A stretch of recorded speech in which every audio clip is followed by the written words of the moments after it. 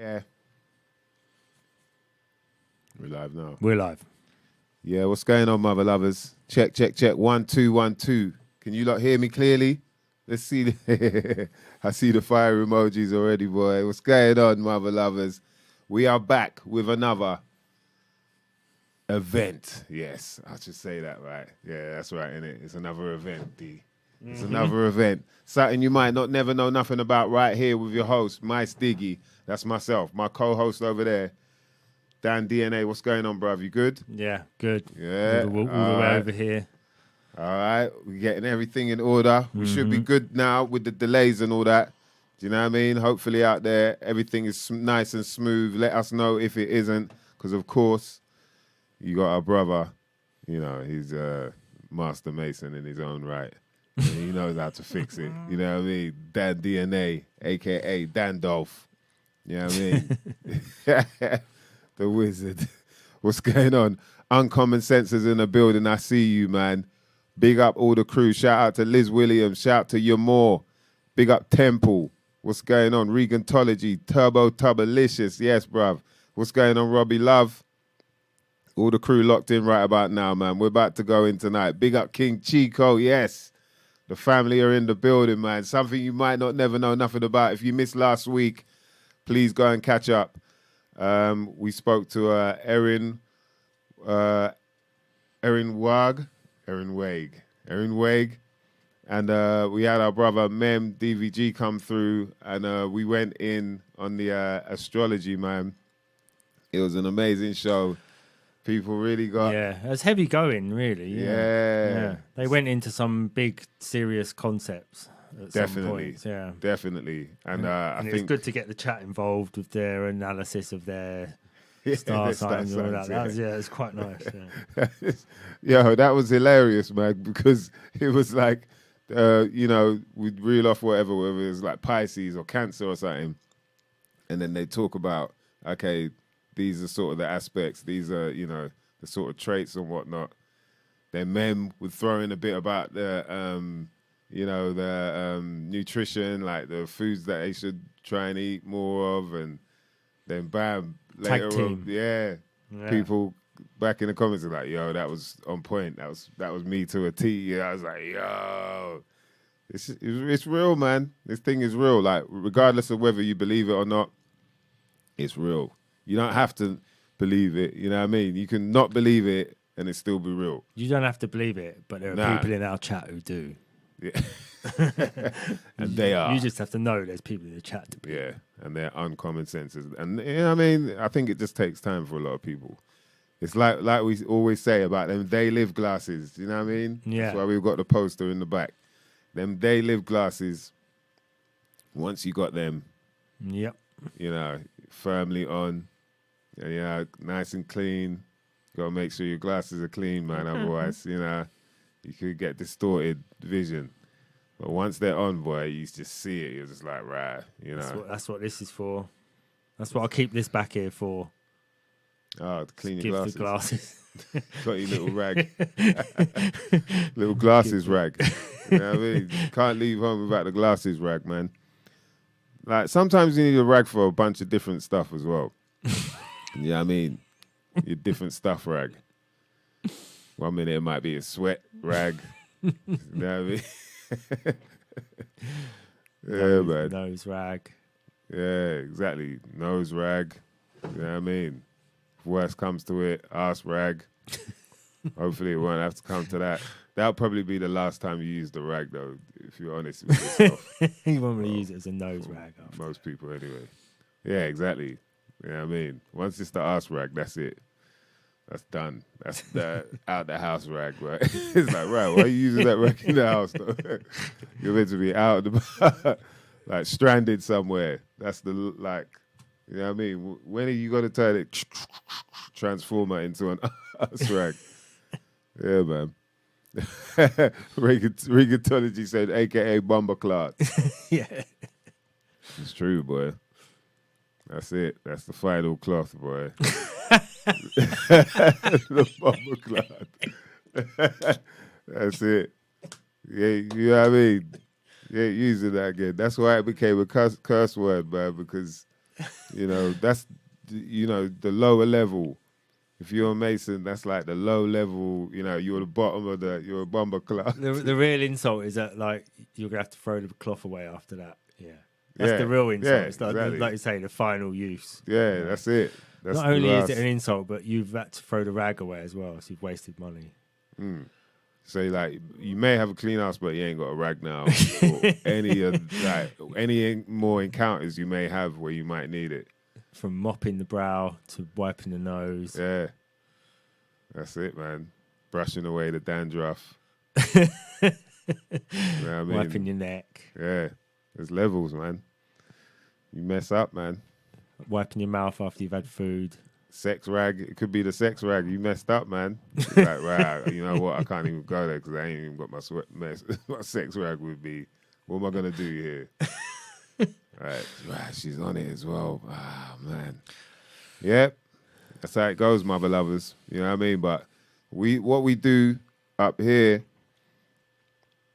in the bunker, let's just say down here in the bunker, I guess you can have like above ground bunkers nowadays, isn't it? Like, depends what you're scared of. Or depends what you built the bunker for. That's true, man. Like, yeah, what would you, I mean, above ground bunkers, you're probably just scared of mosquitoes and shit like that. Rats. Yeah. Things blow down to the ground. Like a greenhouse is kind of. Yeah, I see what you mean. Above Yeah. ground bunker. Yeah. Yeah. But wouldn't fare very well in a nuclear war, though. yeah. But what we do here in the bunker is we try and help you, you know what I mean? Put them glasses on. Whether it be in the hip hop world, speaking to different artists about their life, what they get up to, you know, you see the real them, or the world that we live in, the so-called world. You know what I mean? So I guess tonight is going to help us even more so because his name is See Through the Script, and that's what he does. He helps people see through this crazy script that it seems that we live in. But before we get into that, let's make sure we give a shout out, first of all, to Sam and the crew at CannasseursUK.com. That's right. For all your quality CBD products, make sure you hit them up. That's CannasseursUK.com. And I'm telling you, when it comes to their products, it's not a game, mother lovers. 100% natural CBD balm. That's right, in a sativa form. So if you got any aches or pains from workouts, you know what I mean, for your joints even, you know, some of you lot might get a little arthritis here now and again, you know what I mean, calcifying your jugglings, you got to sort that out. You can get some indica sprays, like the oils, whether you want a sativa or an indica. Indica can make you, you know, calm down a little bit. Sativa can help you pick up your life a little bit. You know what I mean? Wherever you need to be at. You can also get the balm in a full spectrum, which would be both the sativa and the indica together, and you're getting a good variation of cannabinoids in your system there. Quite serious, man. You can also get a full spectrum spray. There are various types of chocolates as well available with infused with CBD, as well as the Belgian chocolate stirrers, which we can never miss out. And make sure, you know, you do your research on the CBD products as well, just so you understand what it can do for you, you know. I think that's like a really important part about it, is just don't like take people's word for it. Is read the reviews, try and decipher what's real and what's not, or, you know, people that you trust. But it's also, you got to make sure that it's something that works for you. A lot of people have tried it, and they've definitely said to me, yeah, like they notice a difference. And I think you can tell that a lot as well in comparison to when you buy stuff from the high street and whatnot. When you get to the sort of commercial level of these sort of products, you kind of see, okay, there is a difference in, you know, how the products are made and what other ingredients might be in there, hidden ingredients, you know. Yeah. It makes a big difference, man. So, yeah, definitely get on down to CannasseursUK.com and get yourself some quality CBD products. When you get to the checkout, make sure you type in the code SYMNNKNA. That's SYMNNKNA. You get yourself 20% off any of the orders. Shout to Sam and the family Big up Gleam in the building. What's going on? He says, I think I found where all the love has gone in the world right here. Quick, someone tag the Black Eyed Peas. Tell them we found it after being lost since Heavy D last found it. He's getting deep, boy. Right, what's he blazing on? Hey, roll call, man. What's going on out there? You know what I mean? What you lot blazing on, man? Talking like this all of a sudden. Let's find out. Yeah, boy. I got a little papaya blazing up, you know what I mean? And some Gary Payton, still the Gary Payton rolling there. You know what I'm saying?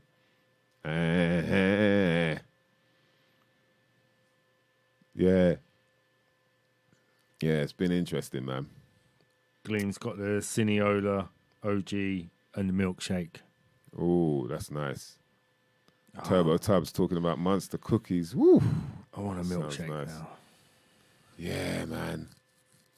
Milkshake, boy. You know, the proper milkshakes, like thick ones. Yeah. With the ice cream. They're made with the ice cream. Yeah. But they've been... What's with this whole thing with the straws, man? Like paper straws. Yeah. I don't... There's the logic in paper straws. I think that alone shows what type of world we're in. Paper straws. Like, are we serious now? Yeah. They've created more pollution because I now buy plastic straws and then I just throw the paper one away and the plastic one. Whereas before there was only a plastic one getting thrown away after I'd used it. But I buy my own plastic straws. If I go, I always have a bag of plastic straws with me in the car. If I go anywhere and they give me paper straws, I just get a plastic straw out. That's that war, boy. He's armed with plastic straws. Like, huh? Yeah. What? You give me a paper straw? Yeah, the paper straw. And especially with a milkshake as well, because the milkshake ain't something that you just like slurp straight away, like you finish the whole thing. That's over a course of time. And the thing melts. It's like, what is it's the feeling in your mouth of that wet paper. I've never liked that. And the other thing is like lolly sticks. I've never really liked licking lolly sticks. I always found them a bit like that wood, you know, and across it the wood. messes up the taste, doesn't it? Yeah. Yeah, I always find that messes up the taste. You know what I think that's like? With scented candles. Yeah. It's like when you got to blow out the candle, that's it. The whole scent is just messed up by the blown out candle. It's like, what? Yeah. It's weird, isn't it? Yeah, that's true. They get away with it, though. People don't stop buying. No. Black Friday coming up soon, isn't it? Shout to BLA in the building. What's going on, man? Is someone on edibles? I think I saw the word edible somewhere. Okay. Liz Williams, paper straws with plastic lids, yeah. Paper straws with plastic lids. Hilarious. It's there, man. right in front of you. It's crazy, isn't it? All right. King Chico said, no name but no dog this week. Regantology's on the gushes. Your more is loading the bong now with some fresh pollen. Nice. Tis squidgy as yeah. All right, Robbie Love finally got some grade. Don't know the name, but we'll comment the flavor in a minute. Nice. Yeah. The no-name grades, boy. It's a high-grade thing. Like, back in the day, that's what it'd be like, yeah. What you got there? Yeah, it's a high-grade thing, you know. Right, high-grade. It's like, yeah. Okay.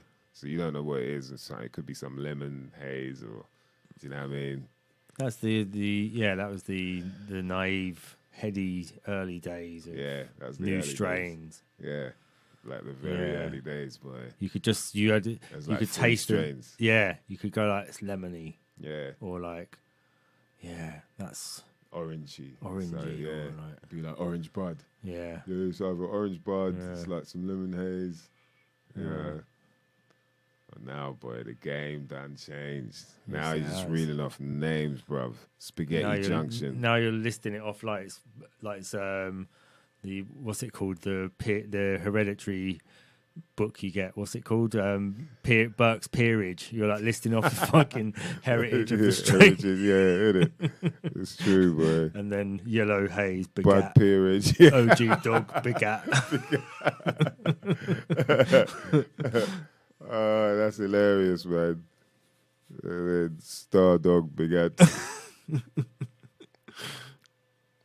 Road Dog. Yeah. But it's interesting, man, seeing what people are blazing here and there. And you can tell what's about as well. There's like a batch of something about people. Yeah, we're on blah, blah, blah. Yeah. They're on the same thing. Who else? Yeah, chalk ice paper. That's a good one. Oh, Liz Williams is chalk right. ice Man. paper. Yeah, that was horrible as well. Yeah, there are a few things like that don't make sense. Where you're like, why would you mix the two together? But definitely, paper straws is a weird one. It's almost like a kind of mockery. Yeah. You know what I mean? It's like, hurry up and drink it and buy more. Quick. And get another straw, because you ain't going to be able to use this one again. You know what I mean? At least with a plastic one, you could use it again. You go and fill up. You know what I mean? When people doing their, like, Nando's filling up. Like, they get more full up off the... When people go Nando's, or you used to go Nando's, they get more full up off the drinks. Yeah, off the free... Off the fizzy drink. refills, the food refills. Yeah. Probably still have a plastic straw for that, wouldn't they, in Nando's, because it's not single use. You're using it a couple of times. Well, that's the thing. You'd think so, man. But if it's paper, that ain't working, man. No. Paper, like you said, they're using more. Yeah. Causing more havoc, man.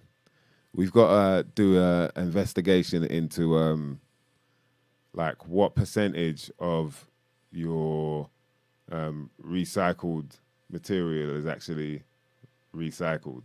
Because I remember hearing a while ago that it isn't that much as you think. It's like 20% or something like that. But that was a while ago. Maybe things have changed now.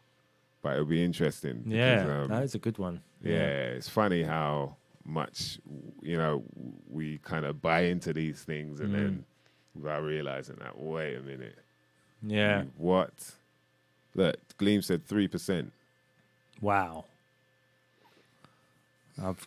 Gleam's someone I trust with that sort of number as well.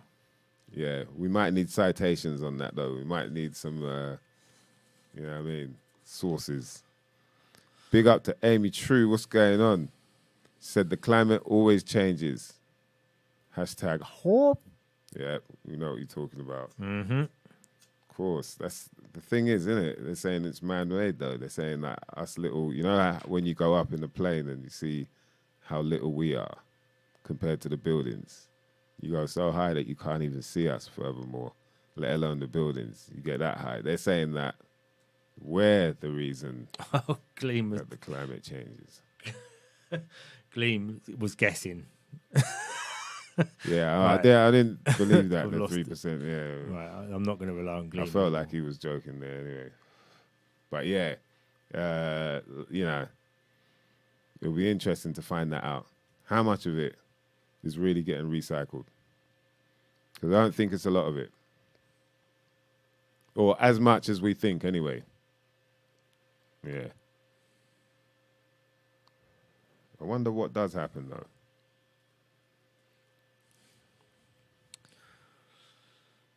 Yeah, smart cities. That's the next one, isn't it? Yeah. That's what they're pushing towards. Get everybody in a That's electric car, and then but then how do you all charge your electric car in a block of flats? yeah. But they don't want you on electric cars. They want you on bicycles, like in China or else. They want like a few people in cars. They want everyone else on bikes, or just not leaving your house at all for longer than 15 minutes. Oh, is that what the 15-minute thing is? You can't leave your house for longer than 15 minutes? You can't go further than 15 minutes away or something from your house. You can't go. So you only have half an hour out? You can't leave. You can't go further than 15 minutes away from your house. So you can spend time in the city, but you can't leave the city. What? And that's gonna save the planet. Apparently, that's going to save the planet. And then, Wow. I suppose they're sort of trialing it with COVID, weren't they? That was like a trial of this idea that like you're going to just stay indoors all the time and just maybe go out for a walk, bit of exercise. Yeah, like battery farming. Yeah. Okay. Literally farming batteries. So the idea is to keep everyone in that place where. Oh, what? Hold on a minute. Yeah, the idea is to keep everyone in that place where they think like, okay.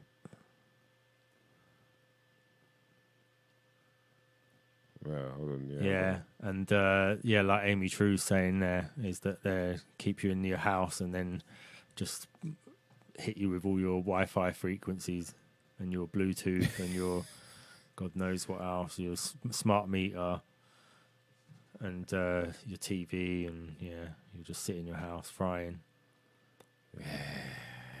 That's one of them like. It's always getting put out there like that, but then you try and think like for one, like you said about plugging in. How is everyone going to plug in to recharge? But then it's like, let alone how is that going to work? How is everybody going to be like, yeah, okay, I'm going to stay at home. I'm not going to go further than 15 minutes away because they said it's hard to see it happening. Let all the suckers do that. It'd be more street for me. Yeah, I'll always find a reason. I mean, it was like the lockdown, man. No, yeah. Do you know what? I bumped into someone today. He said, "Oh, I've just had my jab in October and my flu jab, and I've had 3 colds since then." He's like that. Is it? I was like, "Oh, right, yeah." And he's like, "Do you know what I think it was? I think that we sanitized ourselves so much during the lockdown that we've killed all our bacteria." Yeah. Like, Okay. You might have. I didn't want to say it. I was just like, yeah, just walked out. But it's like, I didn't change anything. That's what I'll do the next time they do one of these things. Nothing will change in my life. I'll just carry on as normal. I'll find an excuse not to do what they want. Yeah, I think it kind of made it a bit easier for people to be worried about getting sick as well. You know, just the fact that it was highlighted so much. Do you know what I mean? And then planted it into their psyche. And then for one is like, you don't really want to think about the other side, like what we look at, and then think like, what? So what does that mean? And if they're able to do that, what else can they do? Not everybody can really handle that level of reality, I guess. And so it's easier to just be like, you lot are just, you lot just chatting rubbish, man. Whatever, conspiracy theorists, man. Oh, what? So yeah, there's some big evil, like, that kind of thing. It's easy to fob it off, but then in reality, man, I think a lot of people are seeing that it's quite a possibility, like weird things like that could be happening. Turning into a smart city. We've already gone into like what they mean in the smart. Smart's really only a word that come in with America anyway. Before, we never used to use the word smart growing up. We used to say clever. I don't remember ever using the word. Smart to us was what you wore. You dressed up smart. Yeah. You were dressed smartly. Yeah. But I don't remember it being used for something to do with your brain, like smart. You got a smart, that was an American thing. Yeah, I guess so. But that's the connection there, is like the smart, you dress sharp, and then something sharp can cut you, can hurt you, can put you in pain. Yeah. And so the meaning of smart is to be put in pain, as weird as it may sound. But then, so when you think about a smart city... Yeah, we might have said smart. Might have said smart Alec as well about somebody who was a bit of a show off, big brain type thing. Witty. And so it was more of an insult. Smart Alec, like, oh yeah, whatever. But now it's become this word that everyone's just smartphone, smart city, smart car, smart meter. I said so smart cars. Oh my days! Do you remember the first smart car? Yeah, it's the little car. Yeah, city, like a tiny little one just for the 15-minute city. Wow, man! And then you can park it like this way as well. Innit? You don't have to park it. You still see hack people just parking it the other way around. Like, I can fit it in the other way around. Is that what you call them? Hack people. We're just like, oh, I could park like this. you're like, yeah, Can you okay. park like We've seen that for 20 odd years now. You've been parking those cars. They're like, you do know they park this way as well. Wow, they were called smart cars for real. So you were possibly putting pain, because a lot of people were talking about, like, that's all anyone would say. It was like, right, imagine, you know, God forbid, but you got in an accident in that car. Yeah. You know what I mean? It's dangerous, boy. I was thinking the other day, smart meter, all it is a way of detecting how smart you aren't. If you've got one, you're not very smart. That's it, the smart meter. You've got a meter in your house. It's like a meter that detects how smart you are. If you let them do that, you're not very smart. Yeah. And so is it like they're, you know, they seem like they're bullying their way in to try and get people to... Yeah, I think it was private companies or something were contracted to fit the smart meters, and they were breaking into people's out, you know, wherever their meter was, if it was outside or, you know, around the back of the gate or something. They were breaking into people's flats. My nephew, they broke into his flat, into the hallway of the flats, and he filmed himself going out there, and they're in the hallway fitting a smart meter in his cupboard. Yeah. Jeez. And he had to chase them off. Damn, man. Yeah. Mad, isn't it? Yeah, that is crazy. So you just got to be vigilant about it. They're going to try their best to, you know what I mean, get it in your mind that you have to do this thing. But if you read in between the lines, you'll definitely see, you know, you don't have to do that. Nah. All right, man. Yeah, man. And before we get into it, let's give a shout out as well to Richie and Torain. Congratulations, of course. Big up the cmosboss.co.uk for all your 100% organic, wild-crafted sea vegetables. Jeez. And when we're talking about vegetables, all types, man. You got wakame, you know what I mean? You got spirulina, you got dulse, you got sea moss, of course, bladderwrack. The vegetables are straight from Ireland products. I've got Irish in the chat now. Oh, is he in the chat now? Yes, big up, big up Irish, man. Yeah, what you done? Currently working on a 12-hour night shift. Woo! But I can Sky better than the rest of them. That's hilarious, man. Yes, salute, man. Hard working, boy. Big up Richie, man. Yes. And of course, as well as that, he's supplying beautiful products, man. Straight from the coast, you know what I mean? Wild crafted and organic. And certified by the Irish Organic Association, of course. Harvested from the rocks, mother lovers. And trust, man, the nutrition levels on all of these, man. You know what I mean? Like, there's no need for me to even... like, try and exaggerate. Like, I know it's real, man. The way my bones and everything are growing, my nails, you know what I mean? Everything's growing out good. I'm feeling good, recovering well. And I definitely, like, would put a lot of that, you know, the reason that's happening because I'm taking CMOS very often. Vitamins A, C, and E, all involved, man. You got antioxidants, do you know what I mean? All kind of compounds, nutrients, the benefits, healthy heart, can promote weight loss, source of iodine. Iodine is very good for the thyroid gland.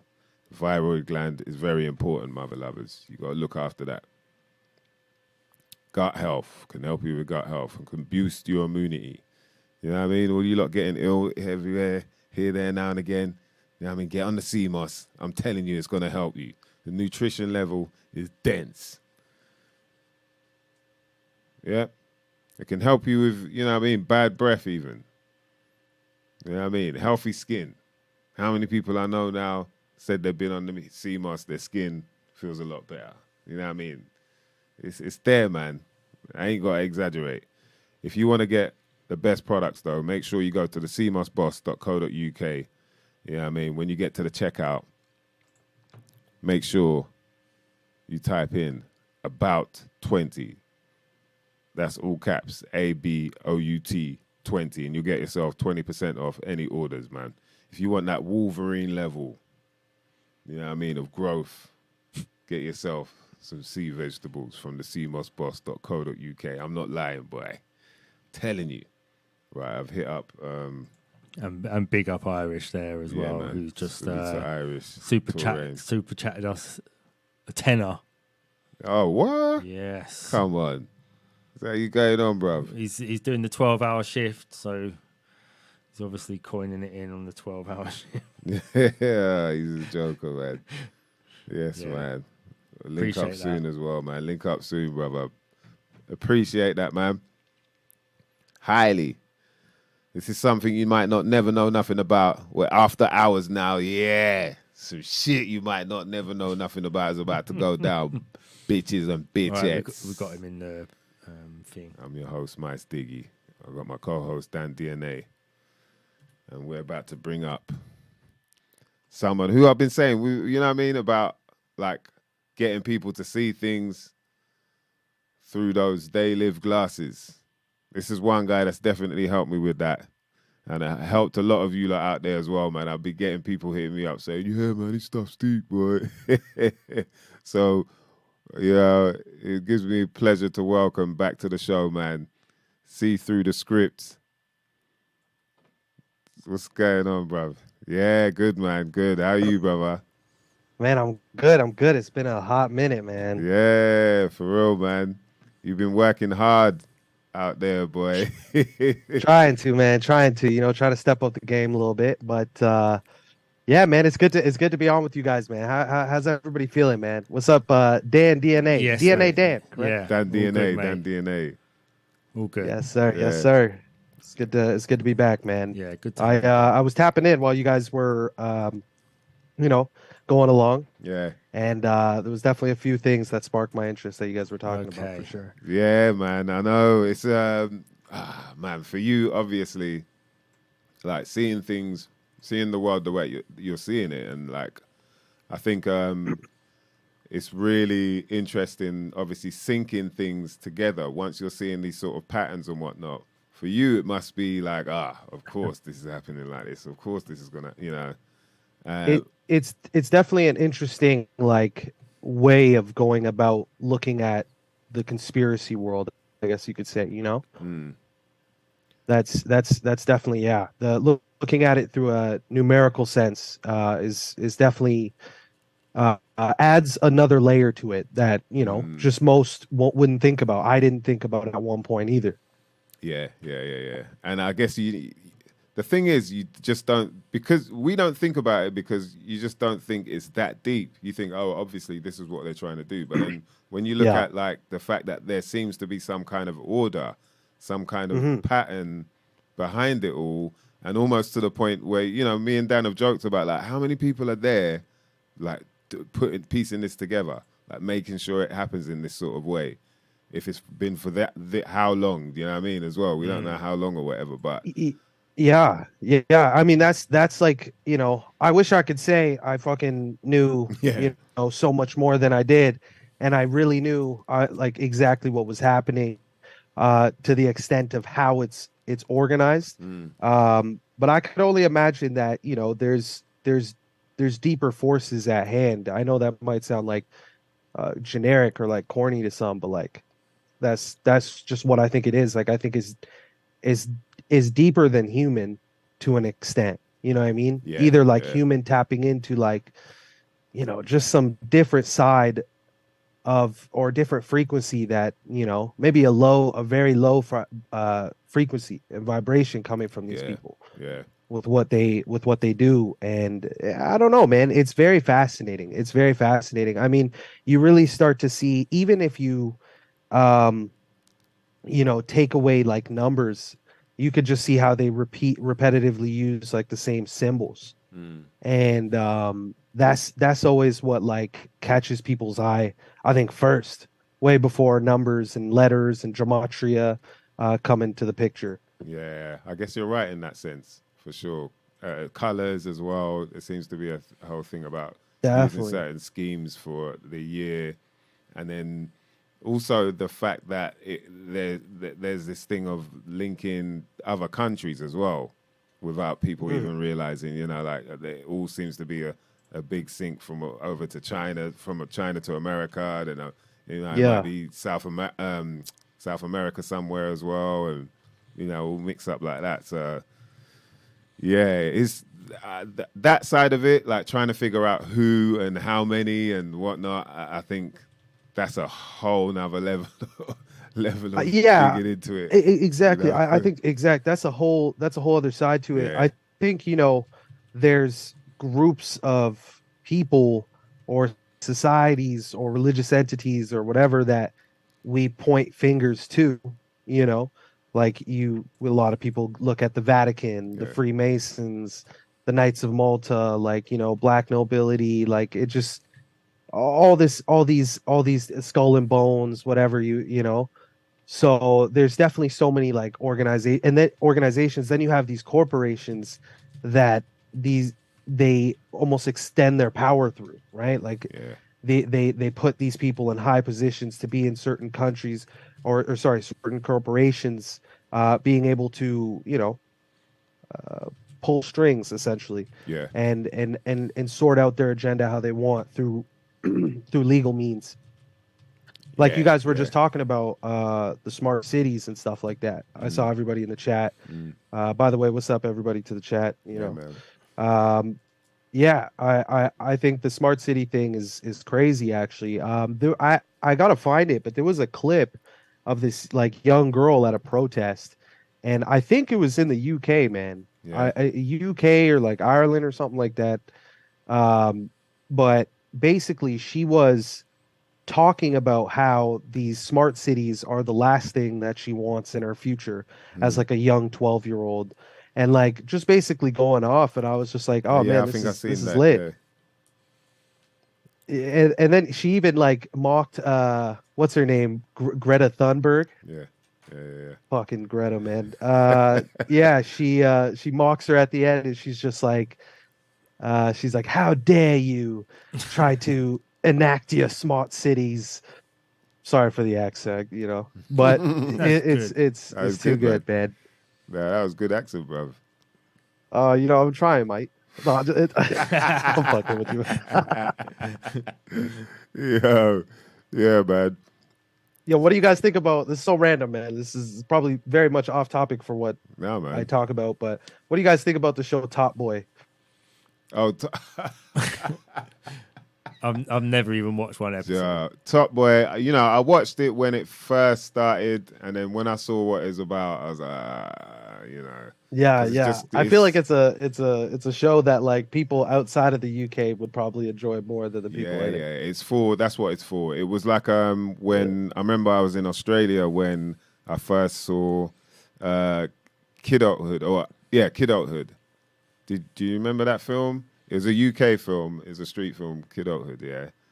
And I I already can't. Yeah, yeah. kind of knew, where it was going. Kidulthood was written by No Noel Clark. Clark. Yeah. Was he in the original Top Boy? Was it him and Yeah, Top Boy. He's kind of it's that realm of, yeah. and I know what they're doing. Like it's like promoting a certain, like Kidulthood started to form a culture Yeah. of kids talking like that. They Yeah, never yeah. really spoke like that before. True. But then all of Yeah. a sudden they were like, yeah, what? No, no, no, no, no, no, no. Like they saw in Kidulthood, so you could see like this is the tool that this is what this tool That- is used for, and then it's built this whole like you see we've got this whole drill kind of world. I was just about to ask, man, Yeah. because obviously the type of music that you make is more traditional. Yeah, And yeah, I feel like, yeah, right now, obviously you got this big whole drill movement, which I think honestly, I don't know, I'll just say this right away, like I think the drill movement is just like straight demonic. Like Yeah, honestly, yeah. like I don't know how else to put it, because the stuff that they talk about is just It's just crazy. Yeah. It's just crazy. Like it's wild, disrespectful. It's just like I don't know. It's crazy. But either way, yeah, I was curious to get your take on how you see that scene in the UK right now. Yeah, I mean, like the bits and bobs that I see, like the last time I looked at it like deeply was when I noticed that there were these videos that were going out where it would be somebody that's sort of commentating on the beef that are going on. So it's all in my mind, I'm seeing them just highlighting what the beefs are. So now whatever these crews are talking about is out there for the world to know, like this is what they said in this, but you know, they might be trying to say it in a sort of slick way where only they know what's being said. But now that they know that the public knows about it via this, you know, whoever it is that's kind of magnifying this thing, then all of a sudden now it creates more. And I already felt like the music industry had turned more into that anyway. It wanted everything to be more gangster and more about selling drugs and killing and big time negative, like you said, demonic stuff. And then it just felt like, this is the natural path from the grime world. As long as people were getting more intelligent, then the industry wouldn't be able to jerk them as good. So they're better off going for more like Soldier Boy, like kids that just want to be famous, that just want to, hey, whatever, I'll do whatever you want, you know, kind of thing. So yeah, I couldn't agree more, man. I think right now what's kind of weird is like a lot of people want to have influence, but they don't know what they want to do with it. Yeah. You know what I mean? Like they just kind of want to have it. Yeah, it's part of the kudos now. You know, before you had skill, but now it's just influence. Yeah, exactly. Even the term influencer is just, I still find it funny because it's always like the worst type of person that's labeled that. I'm like, really? Like that's someone you want to be influenced by? Like, you know?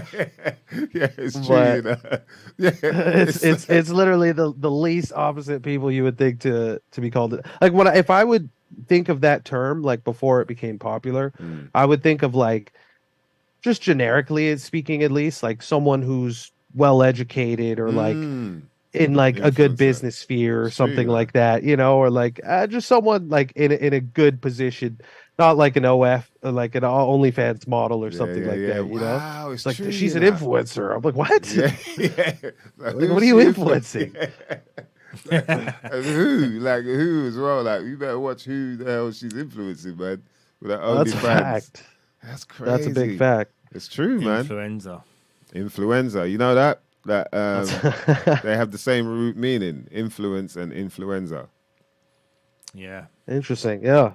I mean, it makes sense. Sick. It makes sense. Making you sick. Yeah. Like an influenza was like you look in the sky and you might see a streak of light that influences you, and then now you've caught this kind of influence from it. You know? Yeah. And then 2 days later, I sneeze, and then I see Dan. And then he's influenced by my sneeze. And then when he sneezes, he's like, I think it was him. It was mice. You know? Yeah, man. Crazy world, man. It's strange, man. It's very, very strange right now. But I think I don't know. What do you guys think about to switch the topic a little bit? What do you guys think about what's happening in Ohio? You guys hear about that whole East Palestine train derailment story? Yeah, I watched your video on it, man. I've got to say, bruv, man, let me just say this, man. You've been killing it with the videos of late, man. Like, it's really been thank you, man. Some interesting. I appreciate that. The topics you've touched on are stuff that are relevant, as well as the fact that I think like you've gone way deeper than people even expected you could on like that whole level as well, because there's obviously the thing with the numbers, but then when you look at the history, and then there might be that symbology behind it all, you're unraveling that with a lot of the videos as well. So it's made it a lot more interesting than I think people thought it could be, you know? That's dope, man. Again, I really appreciate that.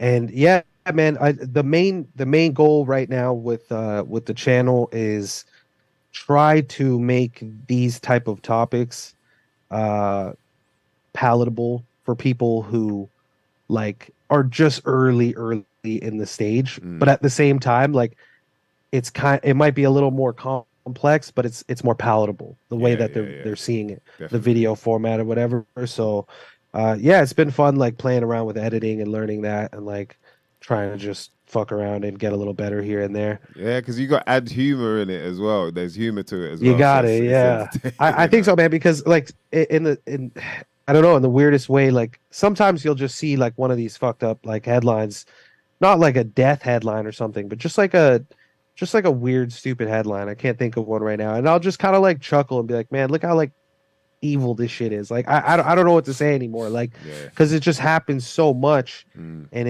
it you know it just seems like still the majority of people refuse to acknowledge it in any way. That you kind of just see it and you're just kind of like it's like a cynical chuckle Yeah. in the weirdest way. Yeah. But Yeah. yeah, man, this East Palestine, Ohio thing is very interesting. I found just because like it apparently I don't know if you so for those who don't know what happened, and I think a lot of people do. I'm not sure, but essentially on February 3rd, a Norfolk Southern uh, railway or what is it called? Train. What am I talking about? A train derailed, spilt a bunch of chemicals into the ground in this small town with just under 5,000 people. And they took about 2 weeks to really put major action from like FEMA, the FEMA government, to come in and do any sort of cleanup. They're telling people it's safe to go home, you know, like 2 days after it happened. So it's a very like strange situation. And oddly enough, there's a film called White Noise Yeah. that released on August 31st of 2022 initially. And it was literally about a train derailing in Ohio, causing an airborne toxic event to happen, is what they called it in the movie. And it's just like, damn, like, you know, that's pretty fucked up. You know, so what are the odds of that? Just take away like any numbers, for example, right? It's just that aspect of the story is pretty strange. But then just recently I found out, I wish I found this out before I put out that video, but hey, you know, you always learn it as you go. Um, that in Ohio, specifically East Palestine, the place that it happened, they were rolling out a program, a digital ID program called My ID. And this was like 4 or 5 months before the train derailment happened.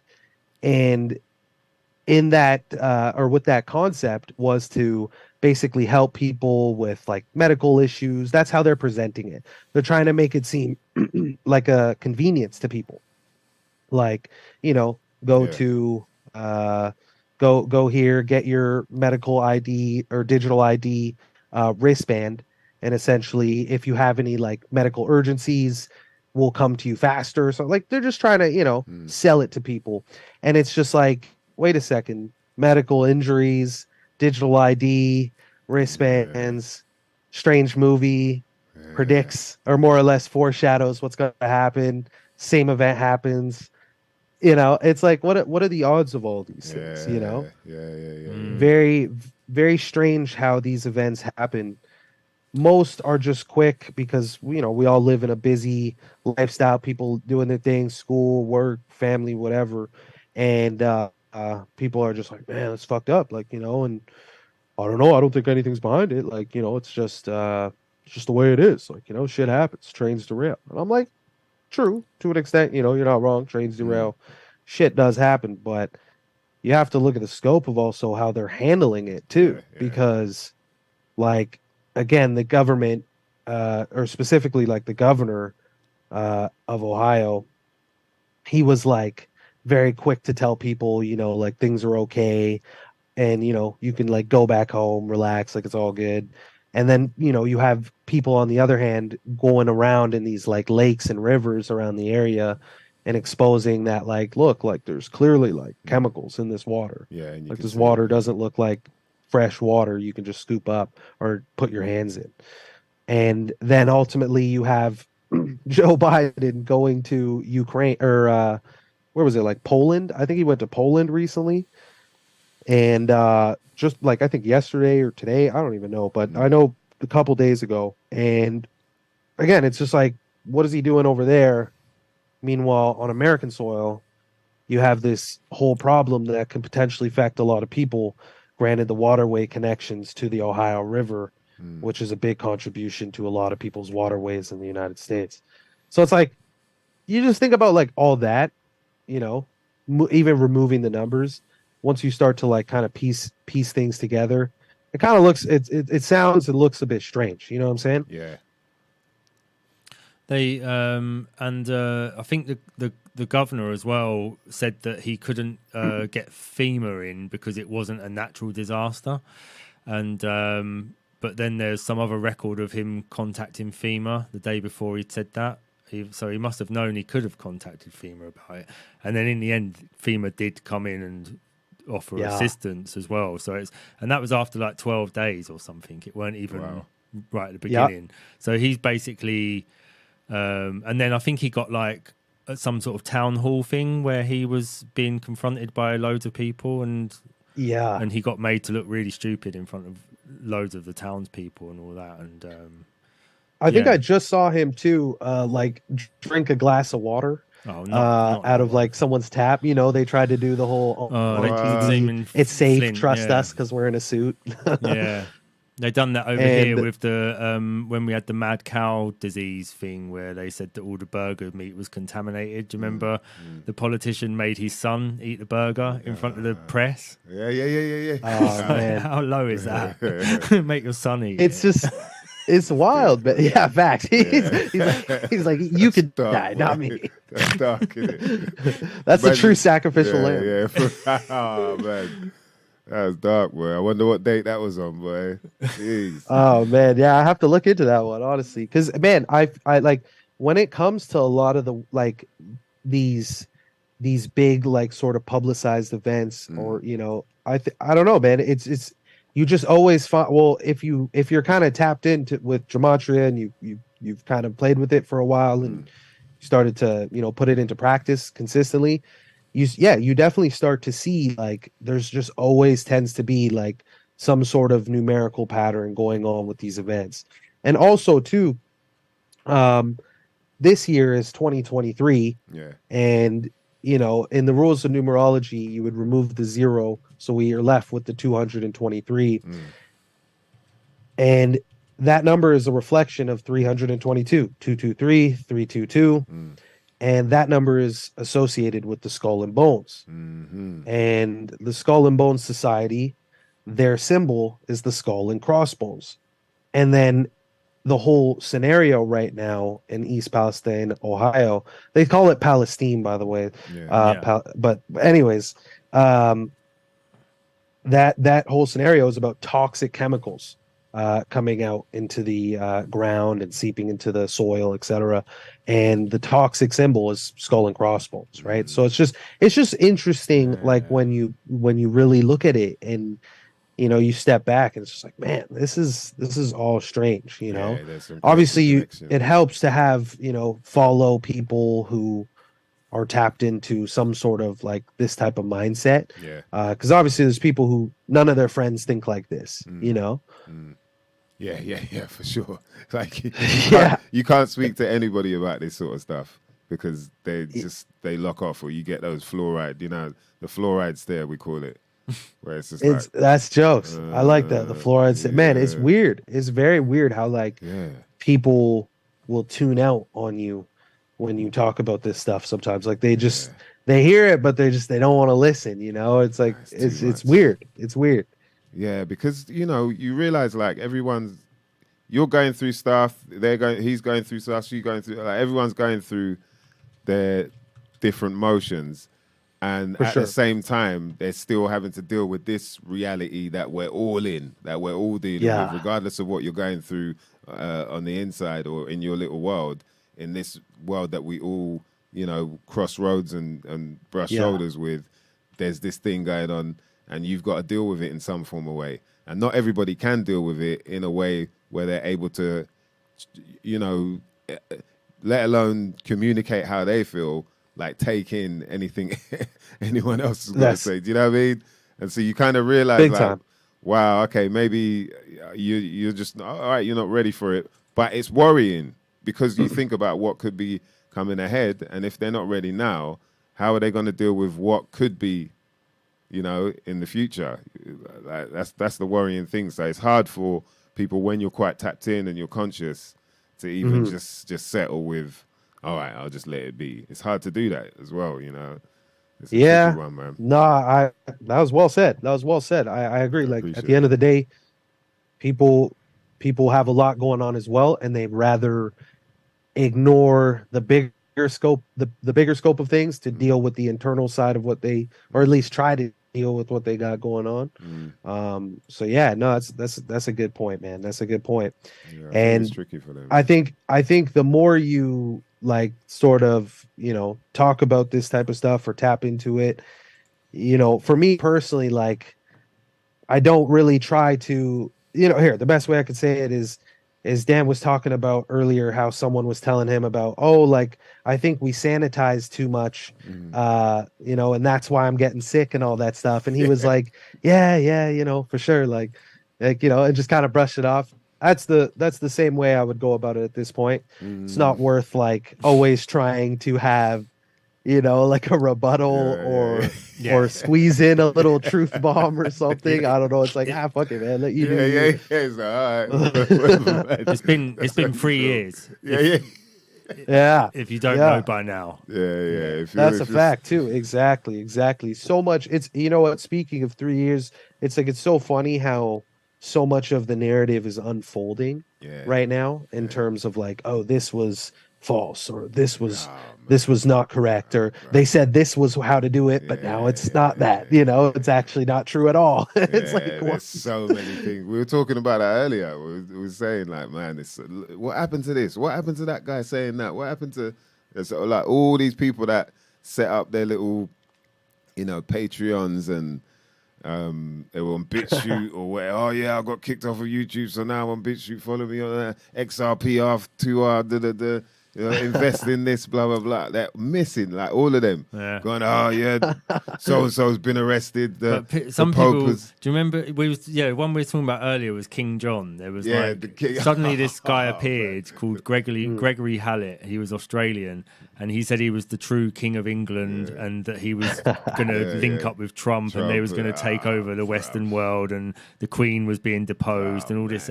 And it's just, what happened to him? Where's he gone? All of that, bruv. That was all just to keep it feeling like it's real. To keep you feeling like, oh, well, okay, sure. Some hope, It was after Trump had lost, wasn't it? Because then they was like, no, Trump's won, really.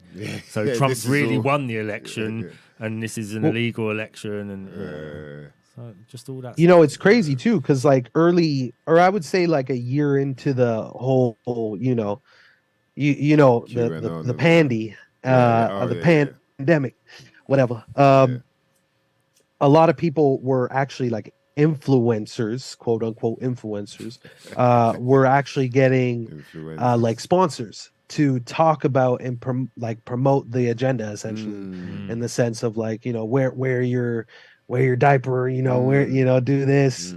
They're doing like 6 feet or 6 feet apart songs and shit. Just like what? Like, you know, and then they even got exposed after, and people are like, oh, you know, like, well, shit, like, you know, they gotta get money. And I'm like, see, like, you know, like, where do you draw the line with like what's happening right now? You know, people, they always like, it'll get one step closer to their door, and they'll like somehow move their house back 1 inch or something. Like, that's the best way I can put it. Like, you know, they're like, no, not yet. Like, you know, I see what you're saying, but it's like, I don't know, Dan, like, dude, the whole agenda is just unfolding in front of your face.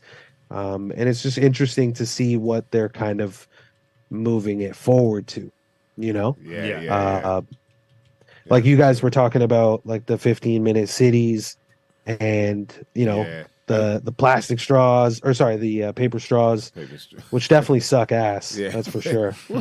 What is the point of the paper straw? It's serious. Especially man. someone else said it too. They're just like the plastic lid with the, you know, paper straws. Facts. You know, it's facts. It's like, what is this? And it just makes no sense. It's like, come on. But people are like, come on, man, you just got to do your part. And you know what? Actually, to just take it there for a quick second, everything they do, they always make it so it's like you feel guilty Like, for example, like you have Black Lives Matter, Yeah, which yeah, yeah. was very much to make people feel guilty. Yeah. You know, whether you're white, black, Asian, whatever, like that's what that was for, is to That's on make, it was point. play on people's conscience. Then you have the pandemic, play on people's conscience, do it to save someone else, do it to do this, you know. Then you have climate change. It's the same thing, right? Yeah. It's do it to save the environment, Yeah, which will that's the save the world, spell. right? So you know who preaches that? The one central, I don't want to say the one central, but definitely the most powerful that actually preaches that openly is the Vatican. The Vatican and Pope Francis in his papal encyclicals will often talk about the phrase the common good and doing things for the greater good of humanity. And everything is always pushed through this guise of, if you got to play your part, you know, you got to feed into whatever we're telling you, which is ultimately leading to our agenda, but we're going to guilt trip you into it. So, you know, it's really interesting Repent how or they gonna play make with us in their agendas. it's you can see it's okay. So it's similar to like making you feel like you got to repent for your sins, right? Like you've Very committed some much. kind of Yeah, sin they're almost, in a formal way, using that religious aspect into it. Yeah. making you feel guilty Actually, if you don't do it. You know, guilt, and the whole thing of like wearing the face diaper, so other people feel guilty for not. Yeah, he's doing it for other people. You want, Yeah. the whole time it was like you got to do this to save your nan I'm or doing to it for save you. someone else. yeah, man. Like I remember whenever I think back to like the earliest stages of the last 3 years and what happened, I just remember how interesting it was, how people were so like just like in a trance. And essentially they they were just like, especially your own family or friends, it's just like, you know, like, dude, just chill out, like, you know, don't you care about this person, like, you know, and everybody was literally trying to guilt trip you, and it was just like, man, like, chill out for a sec, just relax. Like, I think you're consuming too much of this square box with a bright light and sound, you know. And it's just interesting, man. It's very interesting, actually. Have you guys seen the show? It was actually a UK show first, Utopia, from 2014. Yeah. I watched it through the pandemic, and I realized like, oh Did wow. you watch the UK version or the I watched the UK United States version first, and then the American version. Yeah. They're very like, you know, they're pretty similar, but that in that film or that TV series, one of the main lines is like, what do you do to earn your place on this earth? That's what one of the big like pharmaceutical giants in the TV series often says. Wow, proper And eugenics. it's just it's like it goes into that whole guilt tripping thing, you know? Yeah. What do you do? Like, what are you worth? Like, what's the point in you being here? Like, prove it, you know? And if you can't think, if you're like, well, then now you're going to feel guilty for even being alive. Like, why am I here? What's the point? Dude. You know what? I'm so glad you just said that, because that reminds me. I actually got that post taken down on Instagram, so I'll try to dance around my words. But speaking of not wanting to be alive, in Canada, they're offering self-deleting, if you know what I mean. What? Yes. Self-deleting. You know what I'm saying, right? I've heard about this. Serious? Yeah. I swear, if you say the word, even I don't want to even screw you guys over. Yeah. So Rhymes for with people you and I. that don't know, hopefully they know. Google it or something. Go on like Urban Dictionary and type in self-delete. But yeah, they're offering that in Canada. They're like advocating for that. There's countries like, I believe, don't quote me, but like, I don't know, like Norway or Switzerland. I don't know. I can't remember. Yeah, Switzerland have had it for a few. And Norway. Where they're offering the service. If you're unhappy, if you don't feel like if you feel like you've been dealt a bad hand. Are you serious? Especially after the last 3 years. What? How do they? So what? Okay, so because they've got to assess. They need to assess whether you're like there's some mental instability there before they can say like, okay, yeah, this person really wants to do it. Come on, man. Like, I what think kind of they're madness is hoping that? you've got mental instability. So You what? know what I mean? What, you're Yeah. paying them They're like, for oh this no, to this happen? person's too good. No, just let him be. No, wait, they could make us more Like, you're too money. smart. We Yeah, need this person is genuinely just sad. We've Wait, gotta you let can play the them know. guitar? Oh, no, wait. Nah, man. Yeah, That's, man.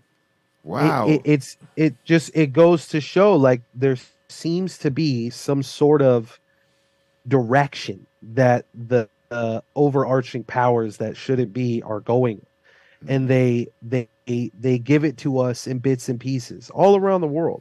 Like, it really doesn't matter. That's like, it's the new world order. It's always been the new world order. And they break it down in pieces and bits. Things happen in sequences. Sometimes, like as of lately, it seems like things have kind of been happening like all at once.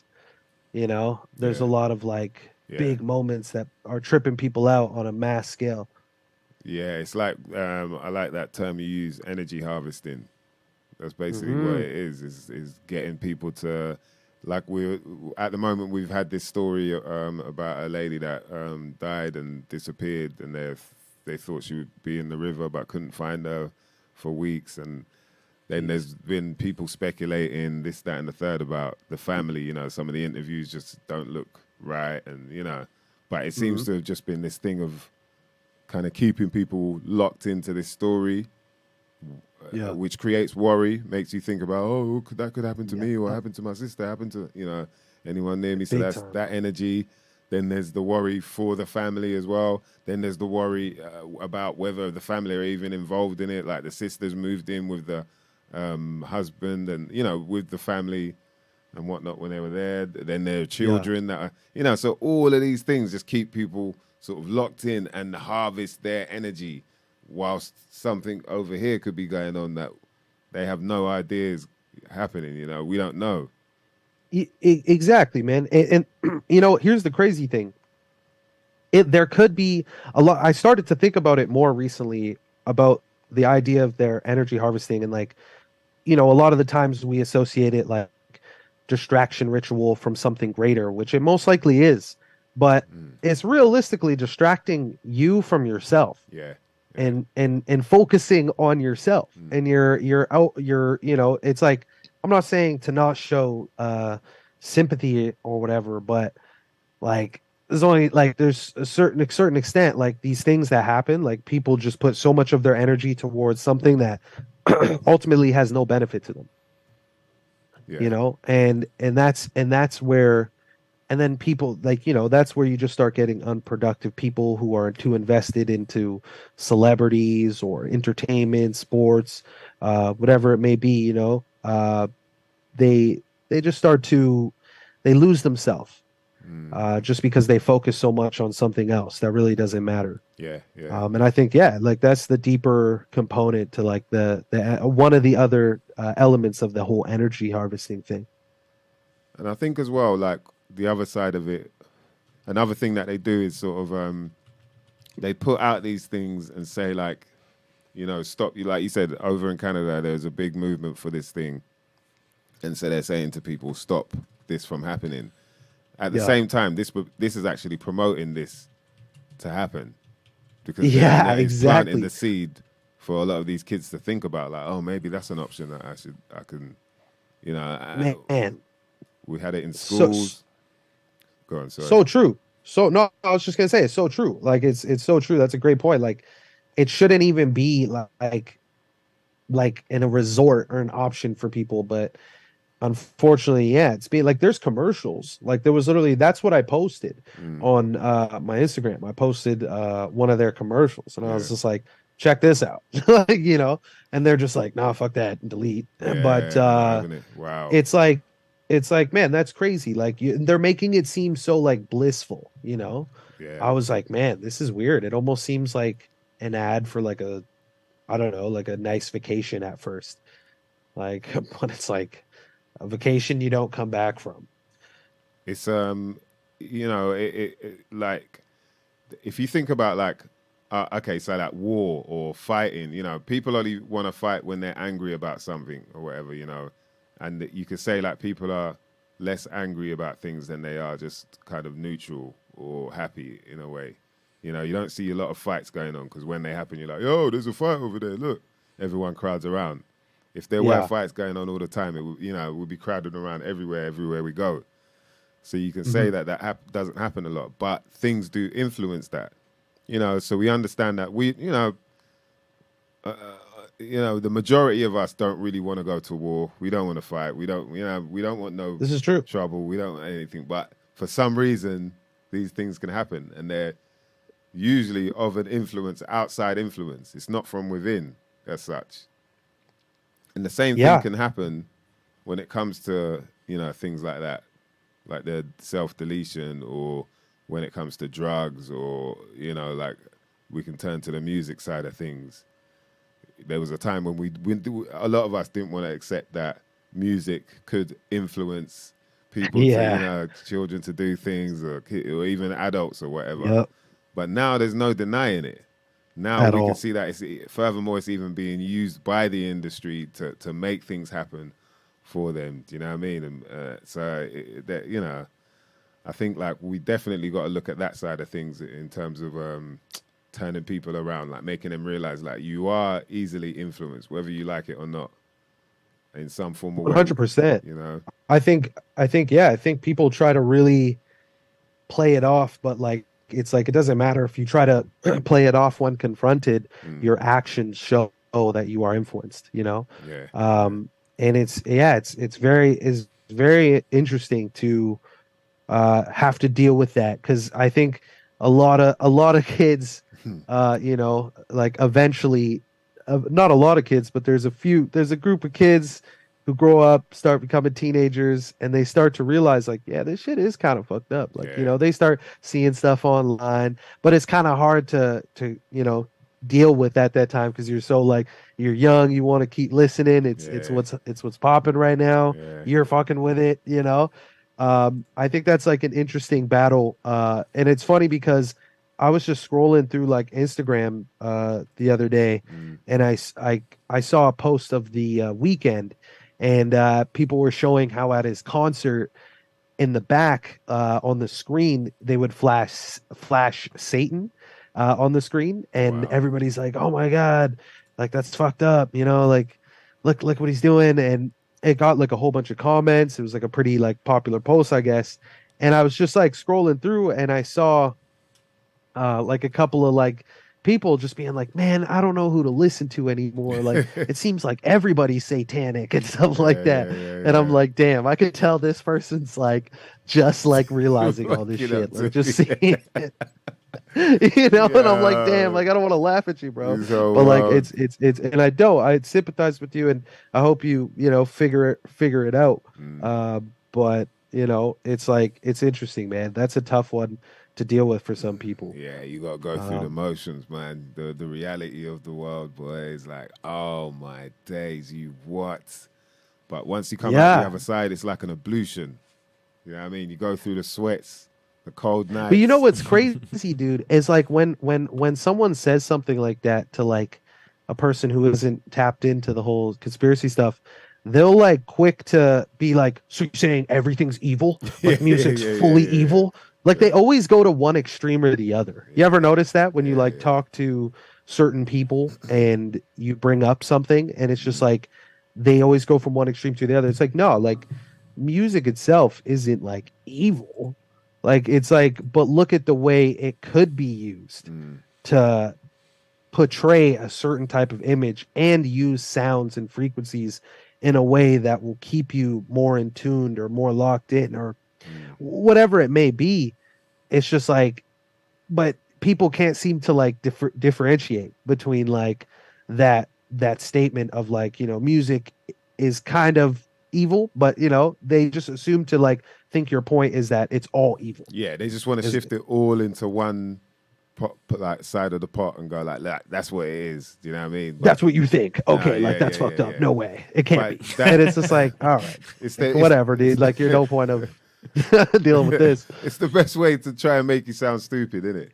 When you what? So Big you facts. Think that, what? So you think that? Like, okay. Oh, you're They one of always got to them. do that voice too. Yeah. They always. Yeah, okay. So you think it's this? Yeah. Oi, come over, come. Listen to this. You know, like really try and put you on the spot.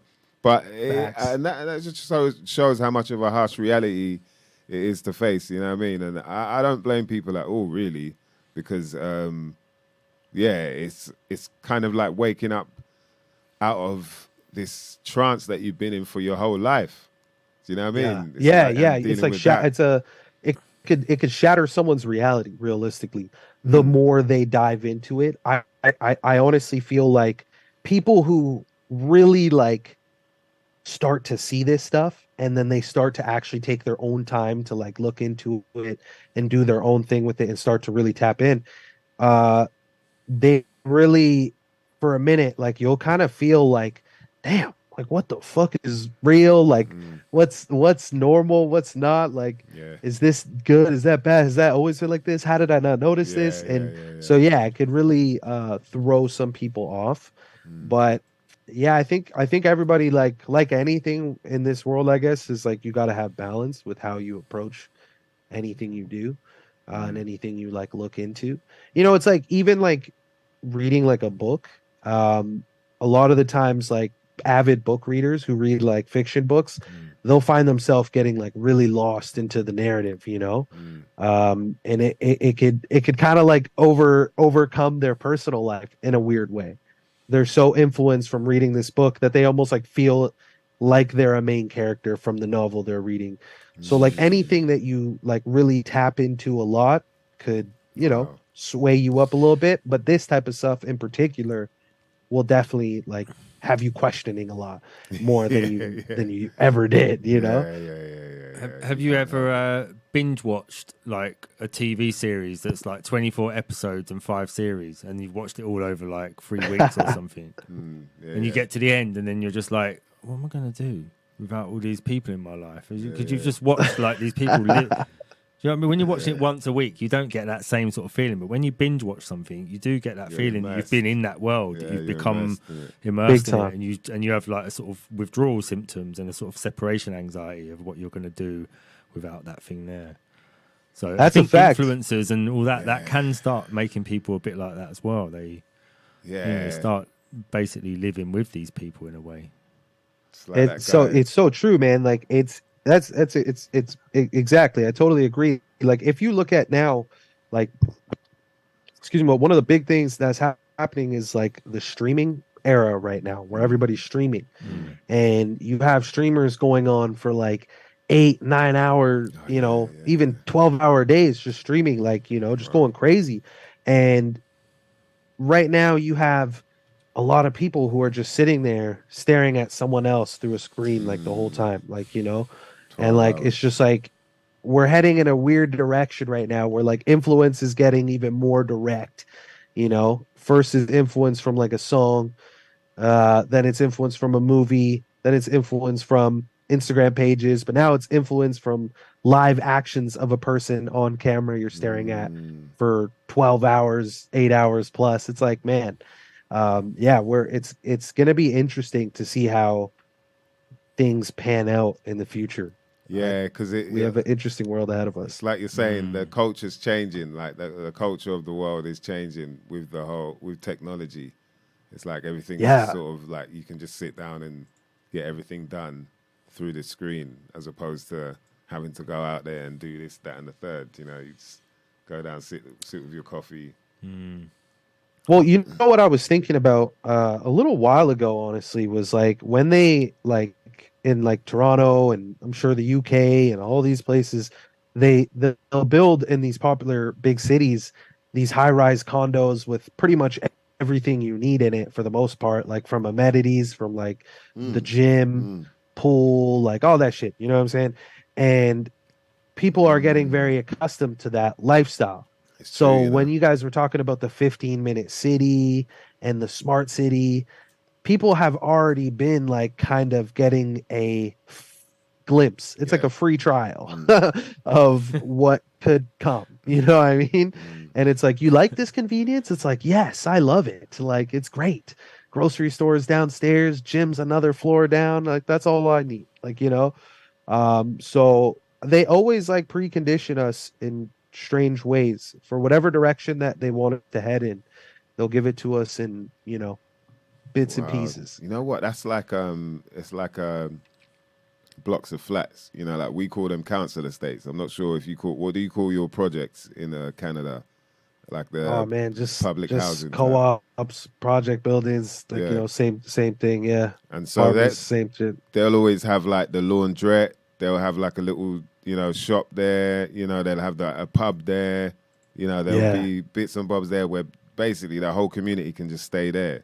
And I guess that's what exactly. you're saying, like the smart cities, they're kind of prepping for something like that, but for people that might be a bit more affluent and feel like, Yeah, oh, because no. they started doing them with like Whole Foods and Waitrose in the bottom of them. And if you go to like Nine Elms and yeah. Battersea and places like that by the Yeah. Thames, they've got like a mini Waitrose there or something. Wow, and, so ready. and some of them have got things like a cinema room in higher Yeah. up in the flat. Serious? Yeah, that you can like say 12 of you can go and rent a little cinema room and it's got a big screen in there and you can so you ain't even got to leave. That's kind of lit. No, I'm just That's kidding. already it, boy. Looking out over the Thames, 18 stories up. Blazed, boy. Yeah. Just bare different strains up there, boy.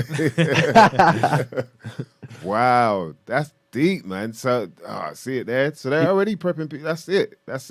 Yeah. Big time, man. Like Wow. it's very much interesting how like I said, it's like a free trial. But if you look at like Saudi Arabia, someone said it in the comments earlier too, but they were talking about the Saudi Arabia like smart cities. Have you guys seen what they've been talking about with those lately? No. The smart cities. It's going to be the first one, right? Well, in the world or something like I guess like if they achieve it in this way, so they got two things going on. They got one where it's like I don't know, like 34 square or kilometers square. I don't know how fucking big it is. It's very fucking large, long line, and basically you're in this like glass city, and it's like a city in a line, and there's no driving. It's basically just like everything's in your distance. Everything you could possibly need is in there. Essentially, you have like a fake artificial outdoor, like outdoors area. You got your mini park. There's cameras everywhere. Obviously, everything's biometric, digital. This facial recognition. That and they're working on that. I forget what it's called. If you type in like Saudi Arabia Line City or something, but they also are working on another one, and that one's like just a massive cube that could fit apparently 20 Empire State Buildings Massive inside of cube. it. So it's that big. Yeah, and that's just straight like symbolism there as well. Yeah. For those tapped into the whole Saturn cube matrix. The cupboard. But yeah, it's just like it's like it's supposed to have everything you need, and there's digital holograms all around the city. So it's just like interesting how they're gonna get people into these things and make it happen. I think the best way to do these things is always, again, like how they've always done it for us, is trick us and say it's convenient, Saying that. like for our cell phones, it's convenient. For getting the jab at one point, it was pretty much for convenience to be able to do things other people couldn't do. Non-stick pans. Just Non-stick pans are convenient. Think about that. Yeah. Non-stick pan, and then now we find out that it's toxic, whatever they're using to make it non-stick. What the hell's going on there? Do you know what I mean? Little things like that. big time, man. Remote control. Bruv, now you don't get up to go and switch the telly over. Bluetooth, What happens? Wi-Fi, Bluetooth. all these things. Yeah, Yep. man. There's a lot of different things like that. It seems like the more you start to look into it, it seems like everything that we're sold to us that should have some benefit to us, and I'm not saying everything, but a lot of things that are common daily things in our lives seem to be the opposite of what they marketed to us as. You know what I mean? Like, even if you look at like shoes, Bruv, shoes are really crazy, That's exactly what I was about to say, is shoes. I could not believe it. Like shoes, bruv, of all things. Yeah, please do. Go in.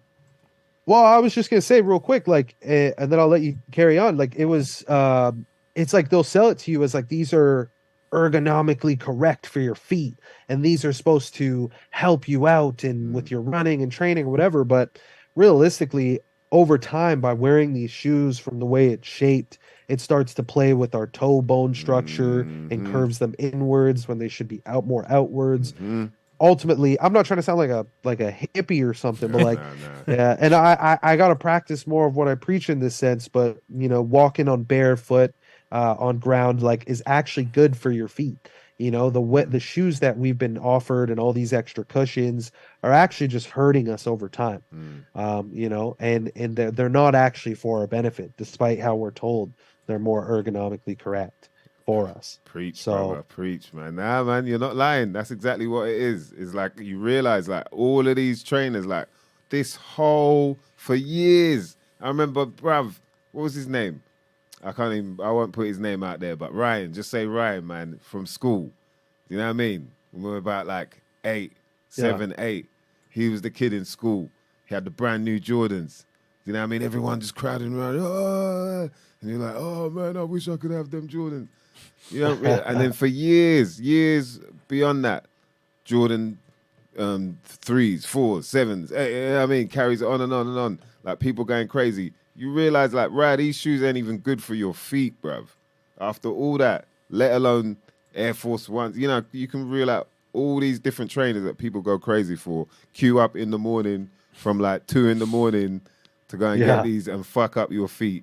It's crazy. It's facts, man. That's crazy. A great point, actually. Yeah. The amount of the shoe fanatics out there, like, no hate, but like, it's crazy. I understand some dudes are making money. They're selling, smart on you, I guess, get your money. But, it's like, man, really, like, we're waiting outside this long. You're spending like hours and hours overnight in the cold to get a pair of shoes that, for what? Like, I don't know, man. Like, it's what people find is valuable is very interesting.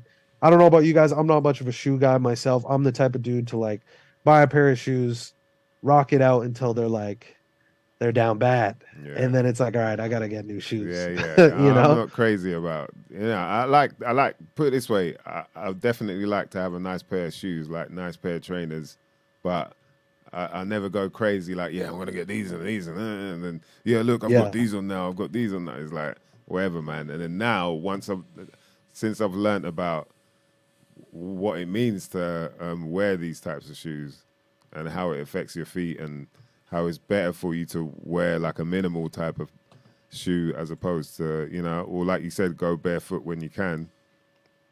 Man, you realize, like, because it affects the rest of your body.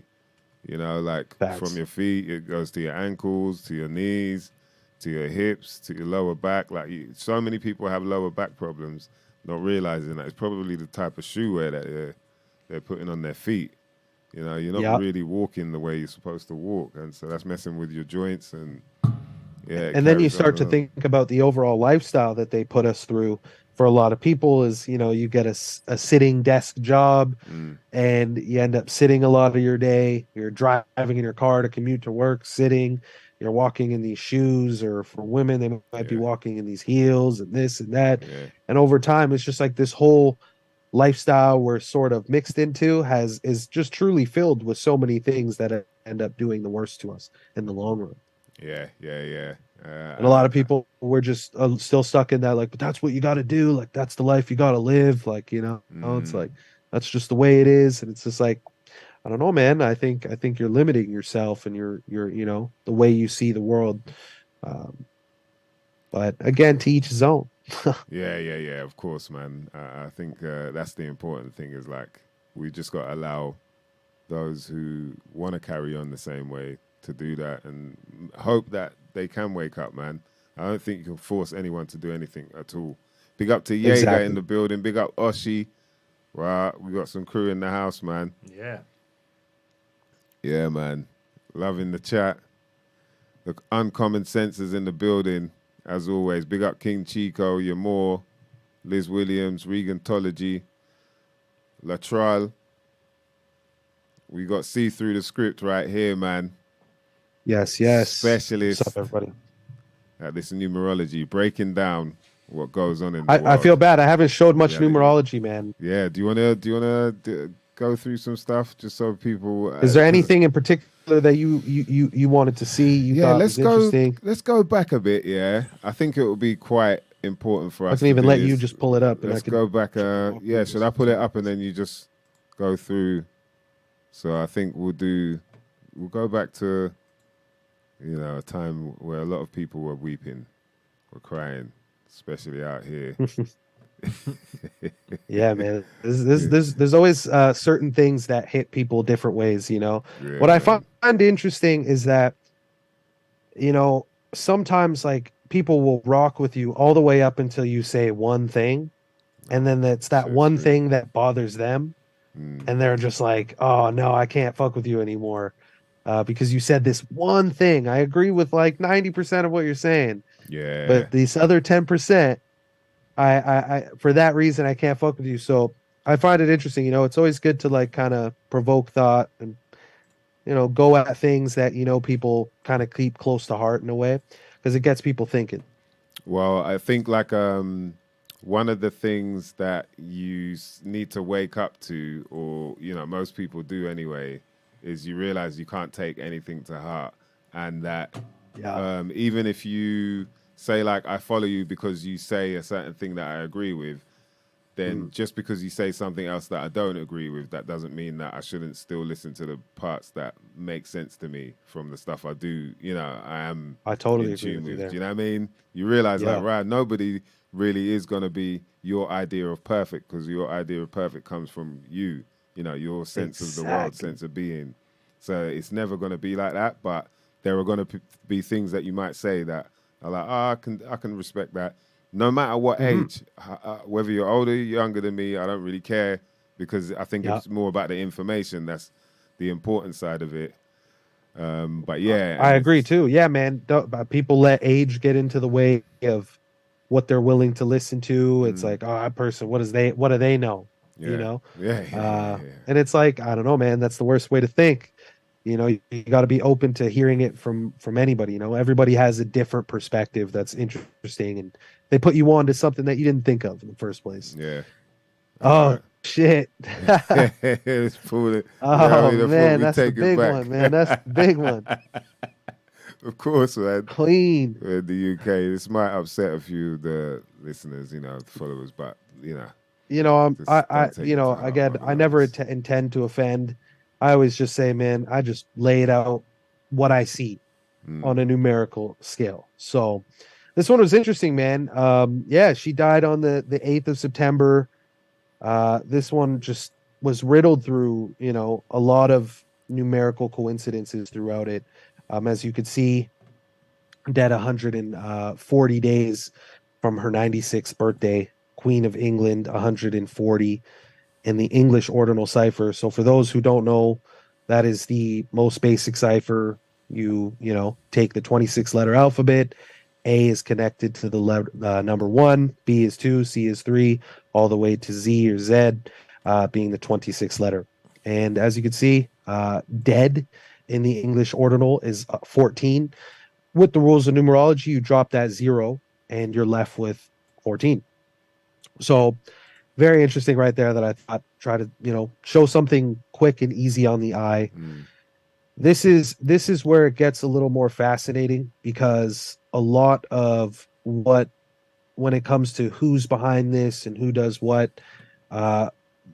realistically, the main culprit that seems to be having the most swing and pull in this world through all other, big entities and monarchs and whatnot, is the Catholic Church. And currently right now, the Vatican is run by the Pope Francis, and he is the first Pope from the Jesuit order. And she died a span of that same date span, but in weeks and days, 20 weeks in one day. I just, again, it's like they leave their fingerprints is what we like to say in the community. Even the article, oddly enough, was updated at 2:01 when they released more information. Jeez, this is off CNN too. Jeez. Yeah, I think it says it on there actually. Yeah. Wow, man. Yeah, this is where it Yes. gets deep, man. And this one's really interesting, this 99 thing. And it makes more sense too as I go on the second page. But obviously her full name in the full reduction cipher, that equals 99. And the queen died on Thursday, which is named after Jupiter, according to the Roman calendar system and how they've organized things. Jupiter equals 99 in the English ordinal cipher. And as I say in that post, worth mentioning, her husband, Prince Philip, died at the age of 99 on the 99th day of the year. So it's like they seem to have this pattern going on. Mm-hmm. Yeah, yeah. So, from the Queen's death to Prince Charles' upcoming 74th, span of 67 days, and that is often associated with the blood sacrifice, human sacrifice code. And ultimately, in these type of like monarch families, and the way they look at things is very different than the way we look. Like, I guess, if you just want to put a term on it for now, a blanket term, average citizen and average folk, like we don't live the same lifestyle as these people. These people believe in a different sort of mindset of way of living, from sacrifice to ritual to keeping things in the family through the way they, have relationships. And sacrifice is definitely a part of what these people do. And I know a lot of people have that, talk about the queen was, also involved in some sacrifice stuff. That's the most I'll say, I guess. But children, sacrifice, you piece it all together. But yeah, that I thought was interesting and worth sharing too. Yeah, and also, like, can you point out that there's a sort of a significance to like the whole thing about upcoming birthdays or things happening Yes, since the birthday as well, as opposed to on the date? definitely. So, when it comes to the sort of timing and where it's connected, you'll find that it really could vary at points. If you look at the narrative in this case, like, he was set to become king, and ultimately it's going to his coronation would have happened by the time he was about to turn 74. And essentially the way they're sort of tying it together is like this pivotal moment to require and to achieve such sacrifice is needed, as this is a huge change in the structure for the country, in terms of the monarch system, right? So, and the royal family rather. So, you'll find that it can either be connected to their previous birthday, their upcoming birthday, or you'll find that there's a numerical match within both. Interesting, man. And speaking of the number 67, the word king is 67 in the reverse ordinal. So that's just like the English ordinal. And again, that's just basically flipped backwards. So Z holds the value of 1, Y 2, etc. A is 26.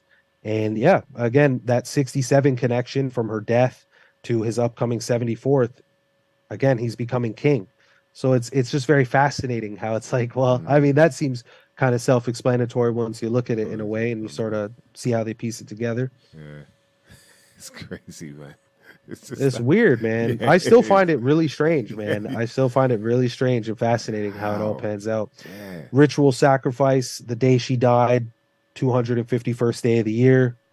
The phrase ritual sacrifice equals 251. I mean, again, this is a big moment. Obviously, you guys saw the amount of energy at harvest, especially granted where you guys are from. So, yeah, all our parents were like, yeah, yeah. Hey, man, I'm in Canada, Commonwealth country, so it's people definitely were tapped in about it. You'd have some of the parents like, oh my god, like it's crazy because obviously for them, growing up and she was younger, they've seen her kind of do her thing. You're just in the background drinking, like mumbling, like fuck, That's it. All the tapped in crew are just like, yeah. have little And just no, and sorry, no, I just want to say too, just for the post's sake while it's there, again, Prince Charles currently 73 years old. So at the time of this happening. He's 73 years old. Ritual sacrifice, sacrifice equals 73. Again, for this big moment upcoming in his life, they're knowing that there's going to be this transition of power. You know, the numbers match the narrative in that sense. Deep, boy. Yeah, so this one was interesting. Her name is Elizabeth Alexandra Mary, and she died on the birthday of Virgin Mary. It's like one of the biggest Marys, in our modern time is this woman, and it's the significance of her death. And again, it's just this Jesuit Roman Catholic sort of hierarchy reigns deep within these royal families. And I think they're deep. They're really intricate with the way these sort of events happen. And just for that to so happen to align, that one of the biggest Marys of the time dies on one of the most sacred Marys birthdays, or the most sacred, I guess you could say. Elizabeth was also there's been two other Elizabeths in the royal line. So there's Elizabeth I, who was the Virgin Queen, and then Princess Elizabeth, who was she was King James's daughter, I think, and she moved to Germany, but she was also the what do they call it when they have the alchemical wedding between Britain and Germany? So she was the English side of that alchemical wedding between the French. It's basically like a Rosicrucian wedding between the German Palatine Germanic family and then the English families. So she was also basically a Virgin Elizabeth as well. So there's only 3 Elizabeths that I know of in royalty. Very interesting. And they're all sort of, like you've just made the connection with this recent one with the Virgin Mary as well. So that is and that's why I'm always open to hearing more and learning more, because for one, I didn't know that what you just mentioned, but I just found it very interesting how that panned out, and it's just you start to see that it really goes deeper than what one could even show you. One has to be willing to tap into some level of it. Once they see something, you can start to learn more. You can start to dive in deeper and find how there's much more to it. But this is interesting to say the least. The Virgin Mary is very much obviously in high regards in the Catholic Church, to say the least. Yeah, it's really tricky to understand to what extent. And is it inverted in any way? Like people say the cross is inverted for them. Like it's sort of worshipping that someone's dying. People say that. They say, the cross is really the cube, just unfolded essentially. And the cube goes back to the Saturn rituals. So it's or the Saturn worship. But back to this. You got the Pope Francis, the Jesuit Pope, and Queen Elizabeth II mingling together. You'll find that again, like this religious order, the Vatican, really has their hands in everything, and they've had it from time. And they've either had to work really hard in some countries to keep it. Some countries have been a lot easier. They've had their turbulence, but regardless, they always have their influence in pretty much any country at this point. And you'll see that, I just found this interesting that the Royal Family Society of Jesus, you have that full reduction connection of 56, a big number that was especially a theme essentially used in a thematic way throughout the pandemic itself. But again, this just goes back to their influence that this order has, that this religious order that supposedly serves the Pope, but now is the Pope, started out as just serving them to rule them, essentially, Yeah, it's crazy, man. It's very crazy, man. But people, make sure you do follow, by the way, see through the script on Instagram, man. He's got regular posts, letting people see through it all, look behind the curtain. You know what I mean? There's a lot of so many. I know, and you went in as well. And this 42 and 59 video, definitely look out for the YouTube videos. I posted them anyway in the. I appreciate that. In the what do you call it, Telegram. And man, that's love, man. I appreciate that for real. I like you said, you can't force people into anything. I try to make it as palatable as I can, as easy on the eyes, quick to kind of catch on to an extent. But yeah, man, if you're really interested, for those in the comments and tuning in, pull up, man. Pull up, check out some videos, check the comments. People ask questions, people give answers to them. If you really want to learn something, like or figure something out, people will. If they want to figure it out, they will. Yeah, it's true. It's true, man. I mean, I like it. Definitely takes some time for you to kind of get your head around like how it makes sense, even let alone how it works. But once you start seeing those patterns, it's like, oh, right, yeah, this can't be a coincidence. But at the same time, like, how the hell are they working? How are they working that out? How are they managing to time all of this shit? How big is that warehouse where they're all based? All the little, I know. Well, I definitely think that there is an element of technology that's really allowing this to happen. And it's using some sort of, like, the best way I can put it, because again, I wish I could say I had all the answers, is like some Kabbalistic algorithm that is like using that sort of information, this esoteric information in a computer-minded sense, which is like having these things. I'm not saying it's for like a computer is forcing someone to be somewhere at some time. That takes human coordination. But in terms of the numerical side of how things pan out and how we see it on the headlines. And another thing too to always think about is, like, if they'll say, like, in the headlines, like, someone died at 3:30, did they really die at exactly 3:30? Yeah. Did they probably died at 2:15? They don't know. They don't. The headlines might get played with. Yeah.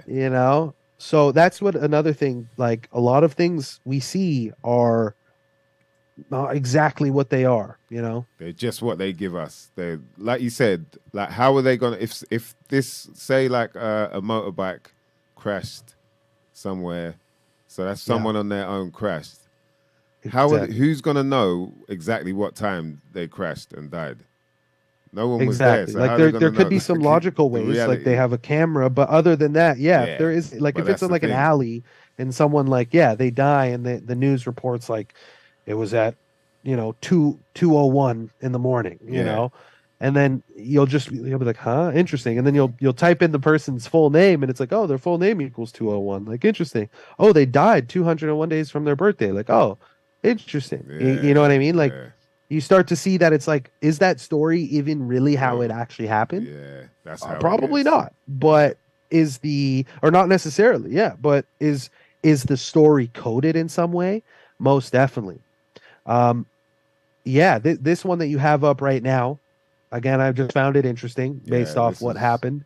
You have the story of him having his coronation set for May 6th at Westminster Abbey, and you can just see that the connection between that date being written as 5/6 on my side of the world, and your guys' side of the world, they would write it as 6/5. But yeah, coronation, royal family, Westminster Abbey, all 56, 65 reflections of each other. Again, it's like, for these big events, they definitely plot it out this way. This was interesting too, because for those that don't know, or like new to this practice of gematria and numbers, the relationship between prime numbers, triangular, Fibonacci, it all plays into a factor. And you can see that date that they have set leaves 239 days in the year, and 239, as you can see, is the 52nd prime number. And again, we're talking about his coronation. So it's like that day and that word and that moment all seemed to be paired perfectly. Synced up. Numerically. Synced up.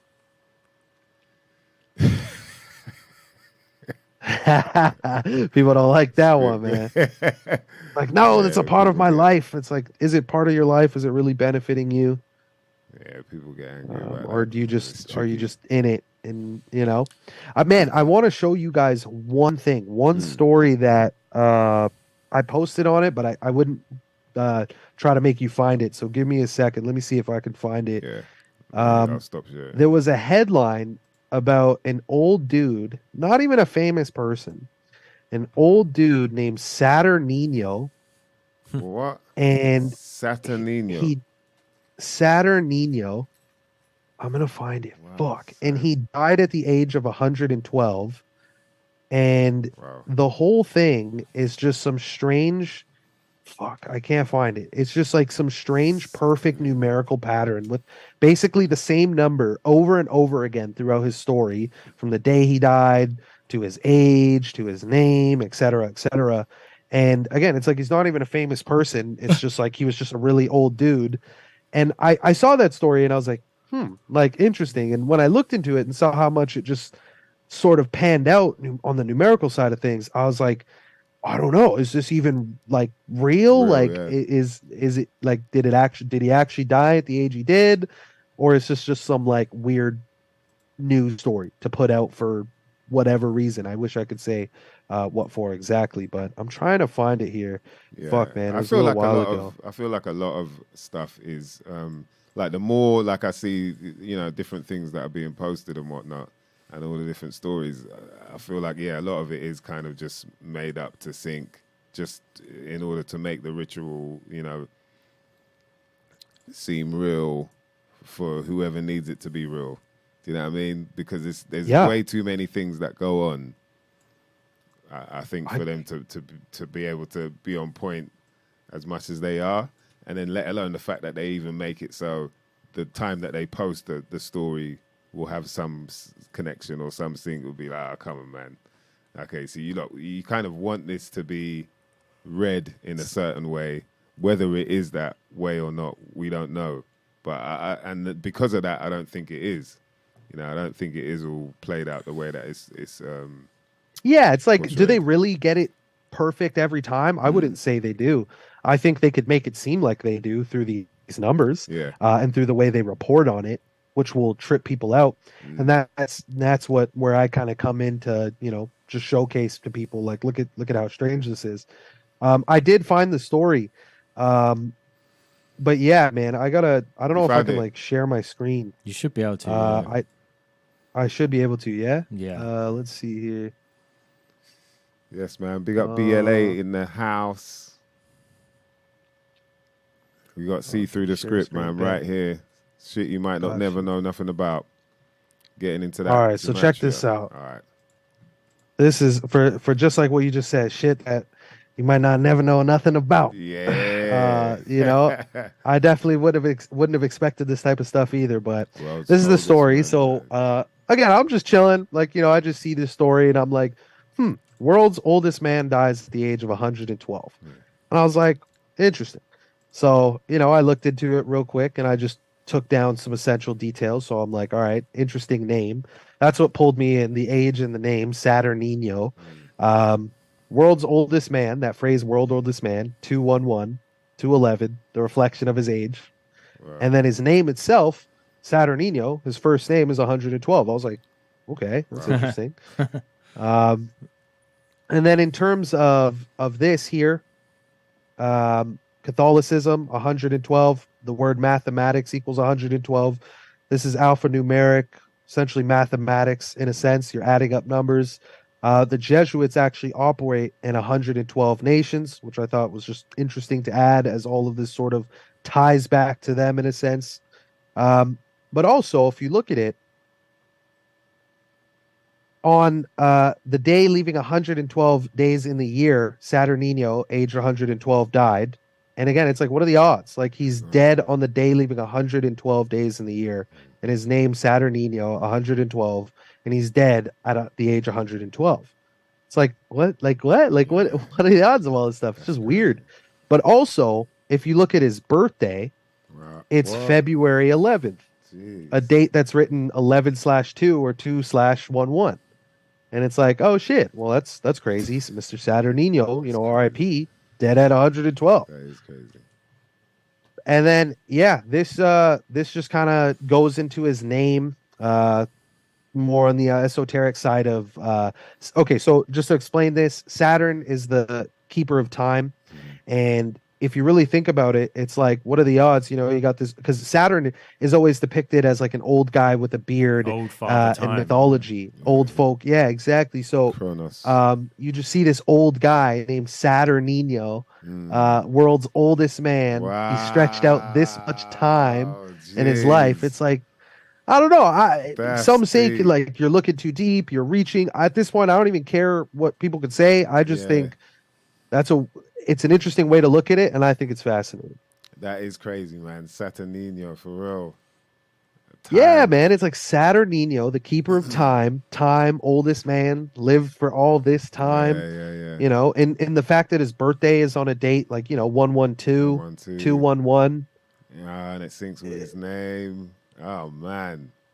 That is And crazy. he ultimately died on the 18th of January, a date written 1/18.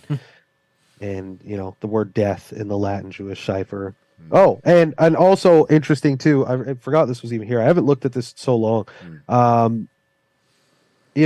His birthday, February 11th, is the 42nd day of the year. Again, his name is Saturnino.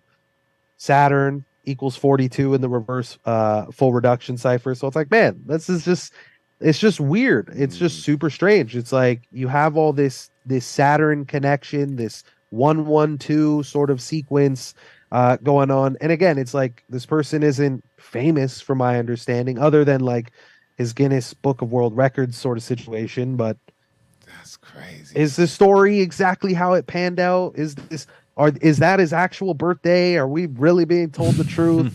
Yeah. Does it really matter to an extent to know? Yes and no. Because at one sense, it's like you do want to know how much we're being lied to from little things, because they're probably lying on bigger things. But at the same time, it's just like, yeah, it's very strange when you look at the numbers. Yeah, and also like I noticed that it seems to be. Would you say that it seems to be just certain outlets that kind of put out this information as well? That put out all these different bits of news and whatnot that we get. That is like, oh, it's sensational. Yeah, No, I know exactly what you're saying. I definitely think so. I think like, what's it called? TMZ is like just such a, like they're always the first to have the scoop on like a rapper death, Yeah. And what's interesting is they were founded in California on November 8th, and that's a date written 118. And they're always the one to get the scoop on the deaths and the homicides. And it's just interesting because in Gematria, the word death and homicide equal 118. And TMZ is like always like first to get the scoop. Like Pop Smoke dead. Like TMZ's got the inside scoop and footage of this. It's like, all right, man. Like, I don't know. I think there's a lot of news outlets out there that really play with things even more than others, I think. I think like Daily Mail UK or something. That's an interesting one. Like they always have like really weird jumbled headlines and just a lot of strange details in them. And again, are they really telling us the truth in a lot of these things? Is there a computer writing these things out? I don't know if you guys ever seen, but there's a movie or a TV show called, or no, was it a movie or TV show? I'm going to say it's a movie actually from 1968 called Newsbenders. Let me search it up. It was on like BBC. Dog. It was called Newsbenders. Is it? And that show essentially is about how they fake the news and do things in advance, and they have the help of like a computer that really allows them to do these things. And then he walks this guy into a room, and he's like in a big corporate office, and he's like, we want you to work for the news and yada yada, and he's trying to convince him to do it, and the guy's like, okay, but like what am I getting into type thing. And he's like, well, let me show you. And he brings them into a room and he plays them like an audio clip of a news broadcast. Yeah. And they're in the year like for the movie, they're in the year like 1970, but the audio clip is talking about the year 1975 and what's going to happen. It's like on this day, on May 6th in 1975, this happened. And then the guy's like, wait a second, like, is that the news? Like that news is from the future. You guys are like writing what's going to happen. Like, you know, and he's like, see, you're getting onto it. And it's fucked, man. It's like, Wow. I feel like they really try to tell you something through film Yeah. because it's like most people will brush it off. Yeah, and is that that whole thing about the karma? What was it? You said it was like, Karmic retribution? Yeah, karmic retribution. That's it. Yeah, So in man. terms of That's a putting it big out factor to what they do. For those that aren't entirely hip to that, essentially, it's the idea, Buddhist, Hindu, you know, beliefs and practices of just the idea of like forecasting something and showing it to us. So, for example, the Ohio train scenario, prior to it actually happening, you have a film that basically forecasts and foreshadows exactly what did happen. You have the film like Utopia, where it's all about the, you know, people getting a poke and, you know, begging for a cure to this virus, and, you know, just that comes out during the height of the pandemic, but obviously it's filmed beforehand. All of this I'm saying is because they show it to us and we consume it, this content, and it's kind of like we're already getting to experience it or live it. Like Dan, like you were saying, like, you know, when you're really locked in, you binge a show or something, you kind of like leave the show and you're just like, damn, like, you know, like, what do I do? Like, you know, I was really locked into this world. Yeah. So yeah, Miss all your karmic friends, retribution. They relieve themselves of their bad deeds by showing us what they plan to do to us, getting us to consume it, and then essentially when it does happen, it's like, hey, we warned you. It was there. Yeah, It was in your already, face. bro. What do you mean you didn't understand? It was in there. Pirates of the Caribbean, man. What are you talking about? You know what I mean? There's so many, there's so many ways they can do that as well when you think about it. We was also talking about the film The Adjustment Bureau, which I actually watched. Have you watched it? Nah, I watched it at the weekend. Yeah, I watched it at the weekend. Yeah, it's good. It's very there's a lot of little bits of sort of I suppose people would say pre-programming and things like that. I mean, predictive programming. Good. Yeah, it is a good film. And if you're into like another film that was similar to this was what's that one called? Huckabees or something? Something about Huck. It's like a sort of comedy, quirky sort of 2000s film. Dustin Hoffman's in it, and then another film is, what's the other one that's similar to Adjustment Bureau? The Tom Cruise. Yeah. Sky. Die Another Minority Day. Report? No. Yeah, Minority Report. No, Die Another Day was that. That's what it was called after it came out. I don't know what it was called when it first was made. I think it was called Live, Die, Live. Oh, you're Die, on about Repeat or something. Live. Yeah, you're on about what's the film called? I know which one you're on about, man. The one where he's a computer game, innit? No spoilers. No, it's the one where he keeps dying. Yeah, and he keeps coming back in the same, exactly the same. Actually, I think there's somebody who looks like you in one of the shots. Yeah. There he is. In the exercise. Yeah, I can't believe. It's like I thought you would have saw it. I can't believe I can't remember the damn name, man. It's called Die Another Day, I think, or something. Yeah, but they renamed it. They did rename it. Yeah. Die Another Day. Yeah, and it was Emily Blunt and Tom Cruise, and he sort of has to keep coming back to life. Every time he dies, he comes back to exactly the same place he was in the morning, and he has to try and get his day right in order to get to the end of his day, sort of thing. And there's man, yeah, I feel, that plot sounds very familiar. Yeah, but the Adjustment Bureau is like a big warehouse full of people that are sort of they've got these maps and they're like adjusting people's lives to sort of suit a bigger plan. So there's like a big they call it the chairman, but it's obviously meant to be God. It's a Philip K. Dick story, and And so they've got these books and they're adjusted Matt Damon's life to try and just sort of fit him in with the plan. Oh, he's gone off the plans. We have to bring him back into. They have to make him spill his cup of coffee, and you know, then he misses the bus and all that.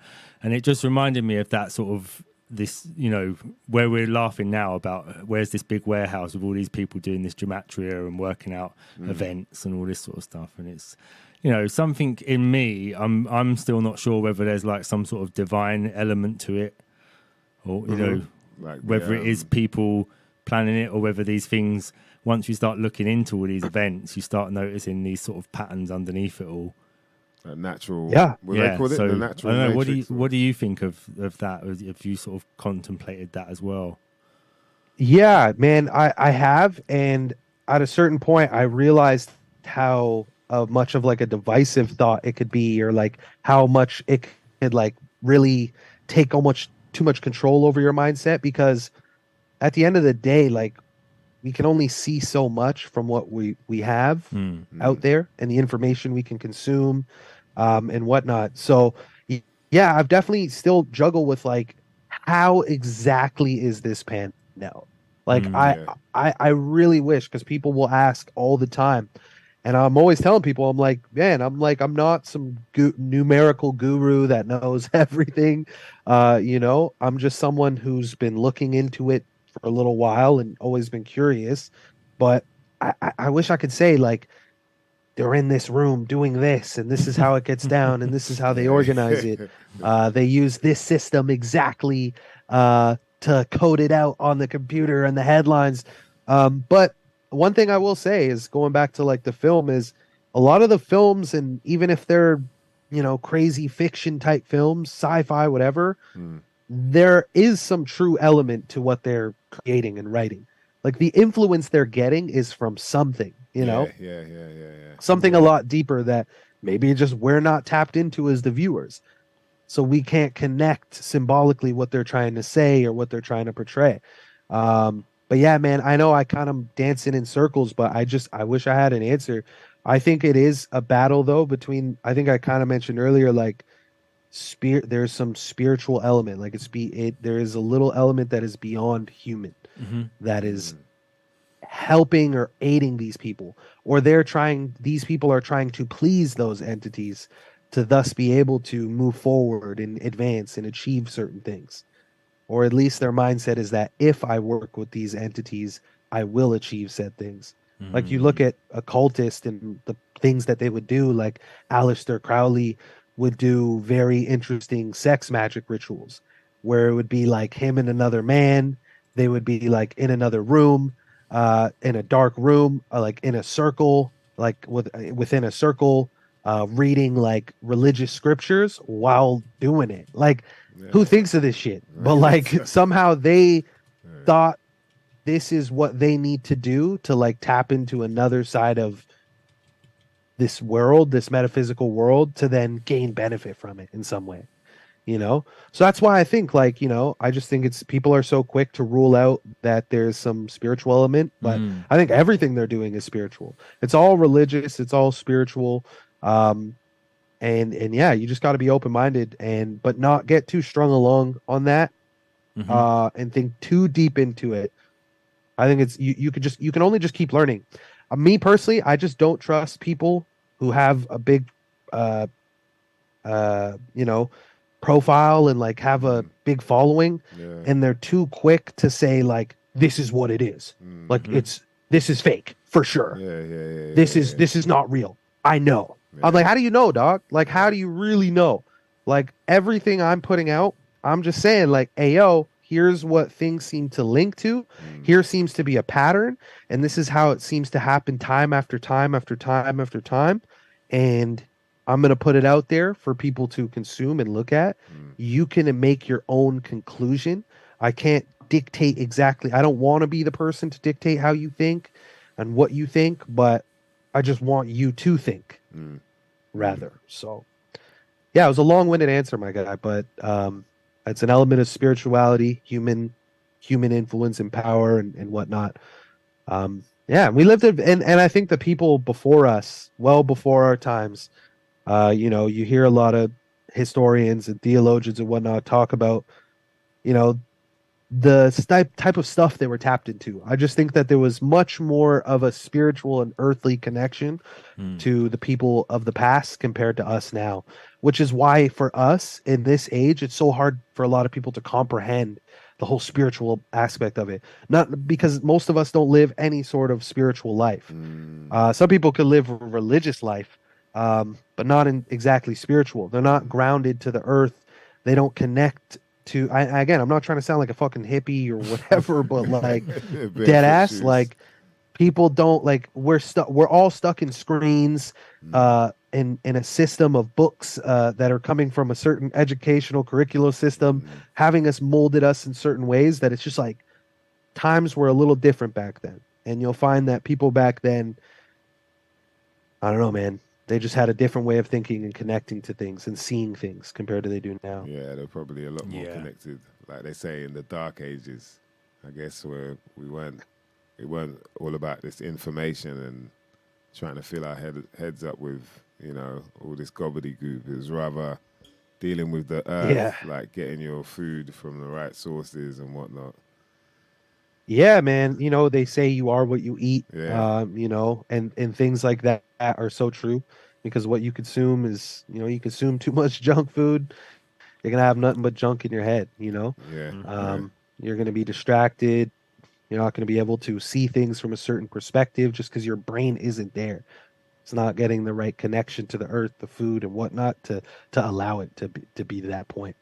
Yeah, for real. All right, so the film was Edge of Tomorrow. Shout out to the crew that, Hey, someone found Einstein. it? Yeah, that's what I saw when I searched it up. But that kept on popping up, and I was like, I don't know, you guys didn't say that. Yeah, no, that's it. It's they changed the name of it, didn't they, as well? Yeah. I can't believe I couldn't remember the name of that. I feel like I watched it not too long ago as well, man. Yeah. But yeah, it's a pretty good film. And yeah, it's that thing Look of out for the guy in Edge of Tomorrow. Look out for the guy it's when they're training. Yeah, the training. Yeah, look out, everyone. Yeah, I got a little cameo in there. Training some of the soldiers. Well, hey, let's go. That's always good to see. It was fucking funny, man. I was taking the piss out of them as well. Like, come on, you motherfuckers. Do I look like I'm smiling? Come on, give me 500. 500 right now. You black motherfucker. I was like that. Stop it, man. You're making me laugh. 1, 2, 2.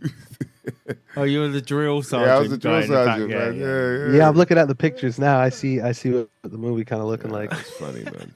It's the scene where he keeps coming back, ain't it? It's like Edge the first of Tomorrow. scene as he comes back. Yeah. It's only a quick flash. It's nothing major, man.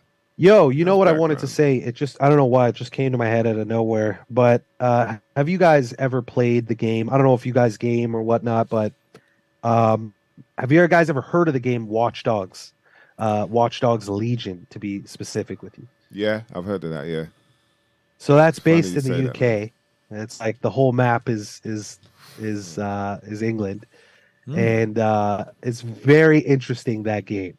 That game is very interesting because it's literally all about a future dystopian world where this one sort of central government like takes over, and London's like super heavily surveillanced, and are, you know, a whole bunch of surveillance cameras and whatnot. And you're basically like a vigilante in the game, like trying to, you know, break down the system and beat the system essentially.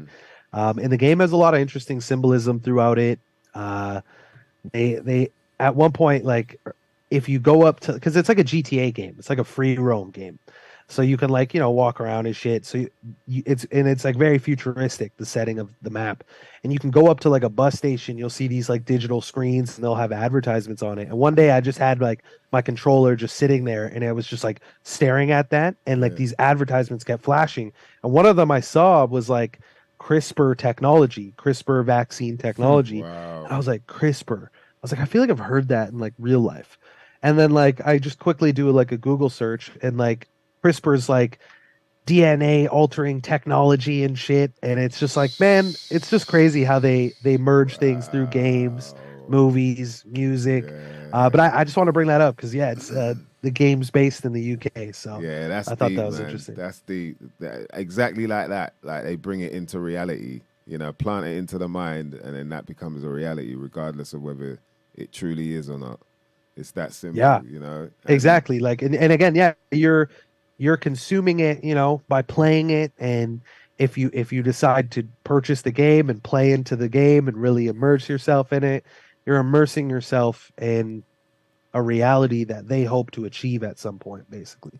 And you're sort of getting a free trial as to what it's like in a weird sense. It's magic. You know, when you think about It's black magic. Yeah, back in the day, this is what they were aiming for. If this was, if it was a case of like, I need to get this person to believe this somehow. Yeah.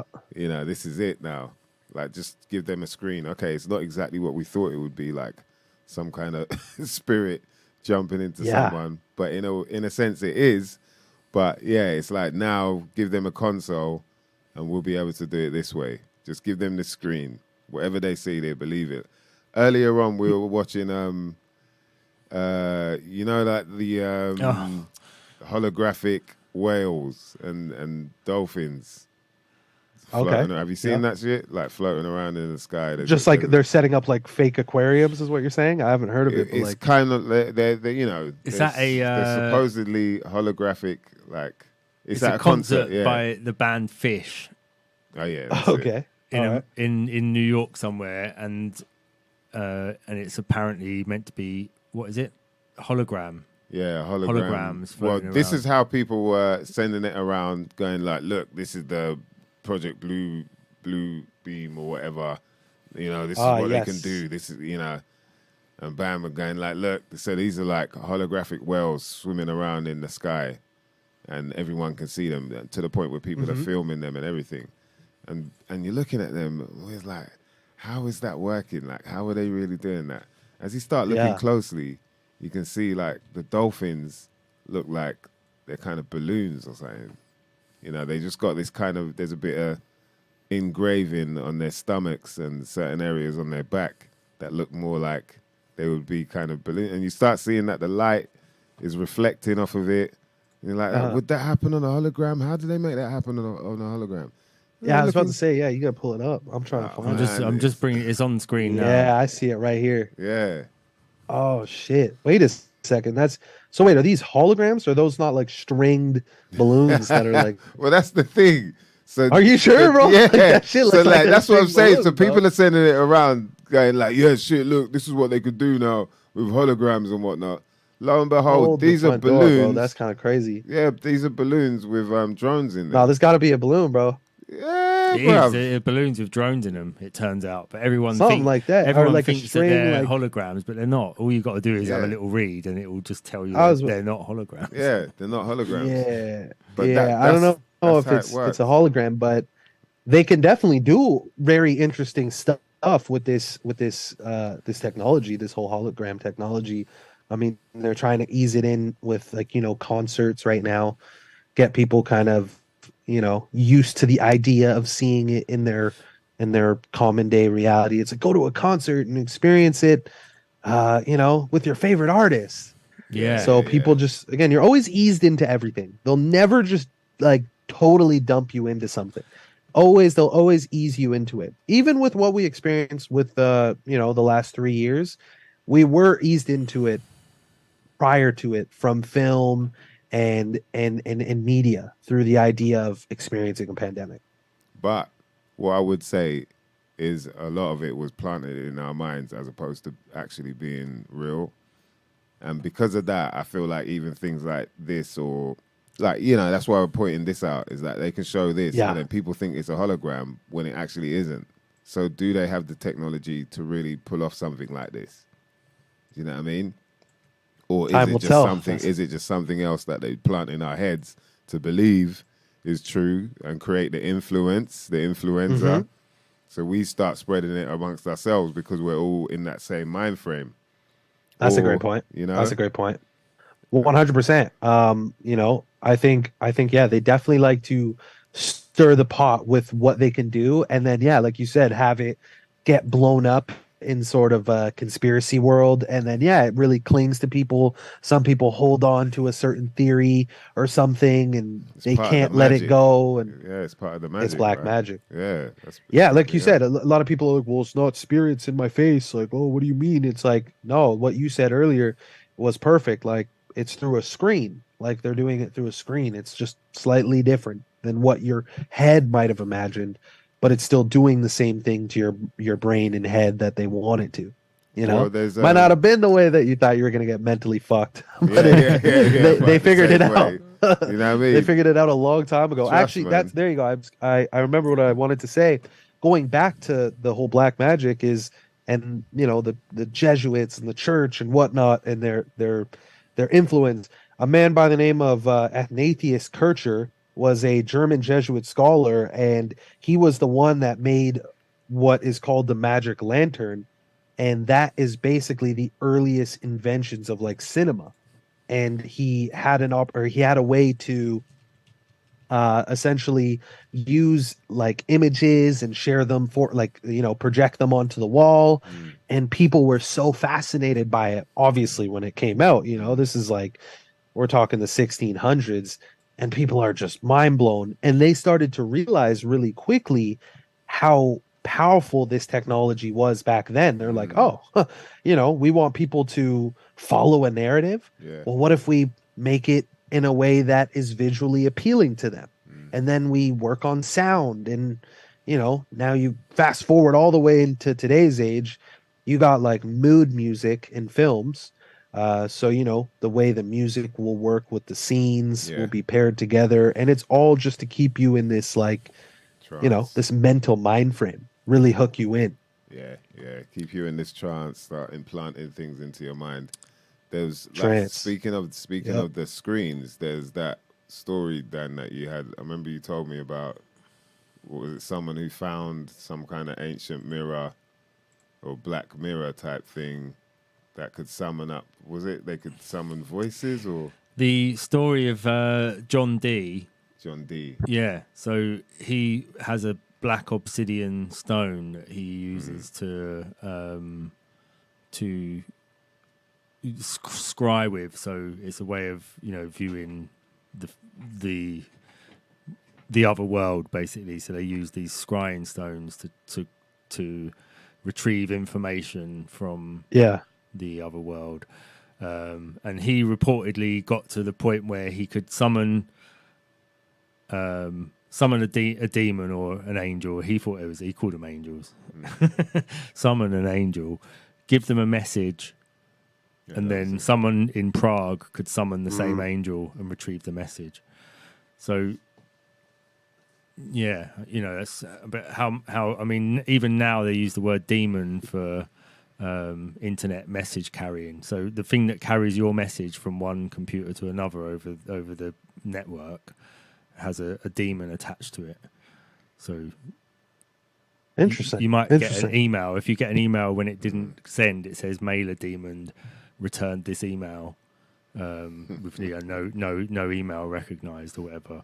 So that mailer demon is just that's the name of the little packet that sort of carries the stuff. middleman. Yeah, the middleman. Is it spelled DAEMON? Yeah, spelled in the old way as well. Yeah, demon. Yeah. Yeah. Okay. Which is that's how they spelled it in John Dee's time as well. Okay. John Dee. And it's a black mirror, you know, a black mirror that he's using. So it's not dissimilar to computers, really, what he was doing. So maybe he had found another way of actually sending information, and it was just sort of, you know, a different way of doing it to the way we've got of doing it. Definitely. Yeah. And I mean, now we're obviously at a time where they're only getting better and more advanced with what they have to work with. And it's interesting how it's playing out. Kind of going back to sort of switch it up in a way. I'm watching this show right now. I don't know how I came across it, but it's called Manifest, and it's on Netflix. And the show is about how this people on a plane, they took a flight, they're coming back from Jamaica to New York, and then the flight just experiences some crazy turbulence, and then they end up landing, and then when they land, they get like a whole bunch of police come by, and then they're like, wait a second, what is your flight doing here? And then they're like, what do you mean? Like, we're landing back from our trip from Jamaica. Like, you know, all the people on the flight are like, what? And then the police are like, you guys have been dead for 5 years. Like it's right. you guys left in 2013, but it's 2018 now. Like how are you guys even here? You know, like everybody thought you're Wow. like this whole plane was labeled dead. And essentially the show just goes through and shows you each character's day and life and how it panned out after this whole event. So anyways, I'm bringing this up because the show is playing off numerology a lot actually.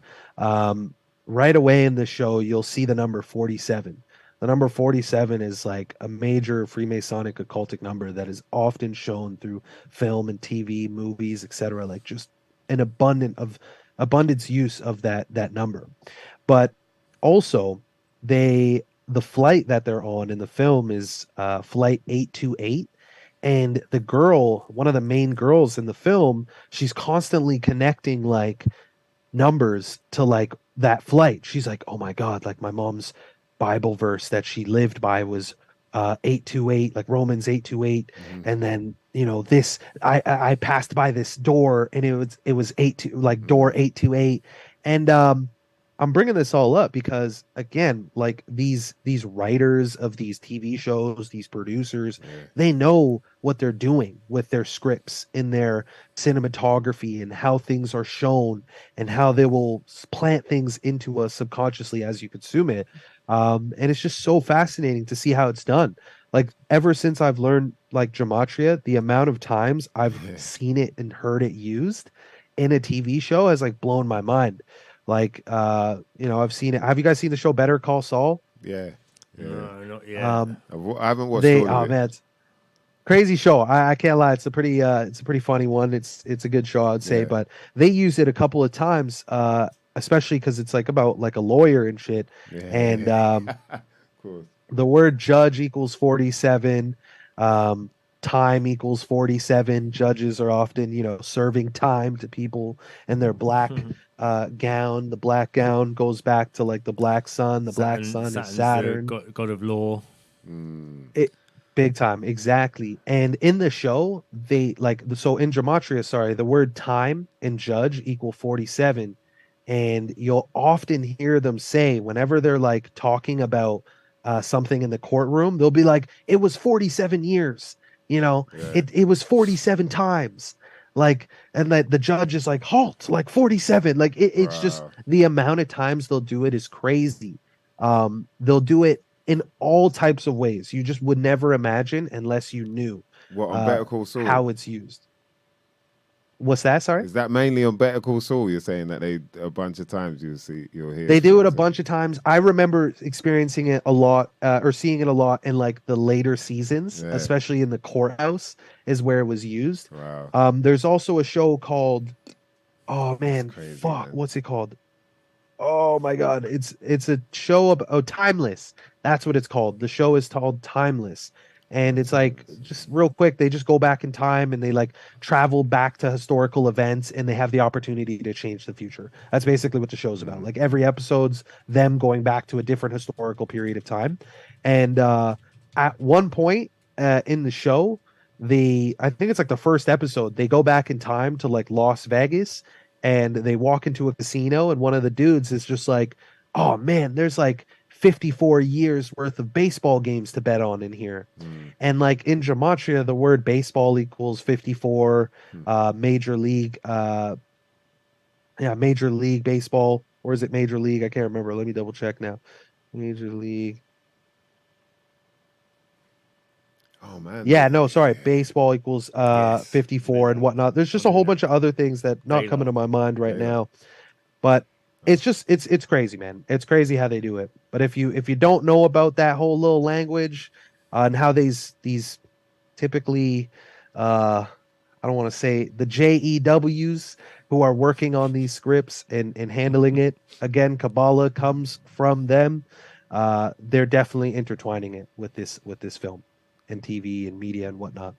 I was gonna say about the baseballs, like even the baseball pitch, isn't there something to do with that? That's kind of like 47-degree angle or whatever. Oh, baseball is like a massive Freemasonic sport, and everything about baseball revolves around like the number 9 from like 9 innings.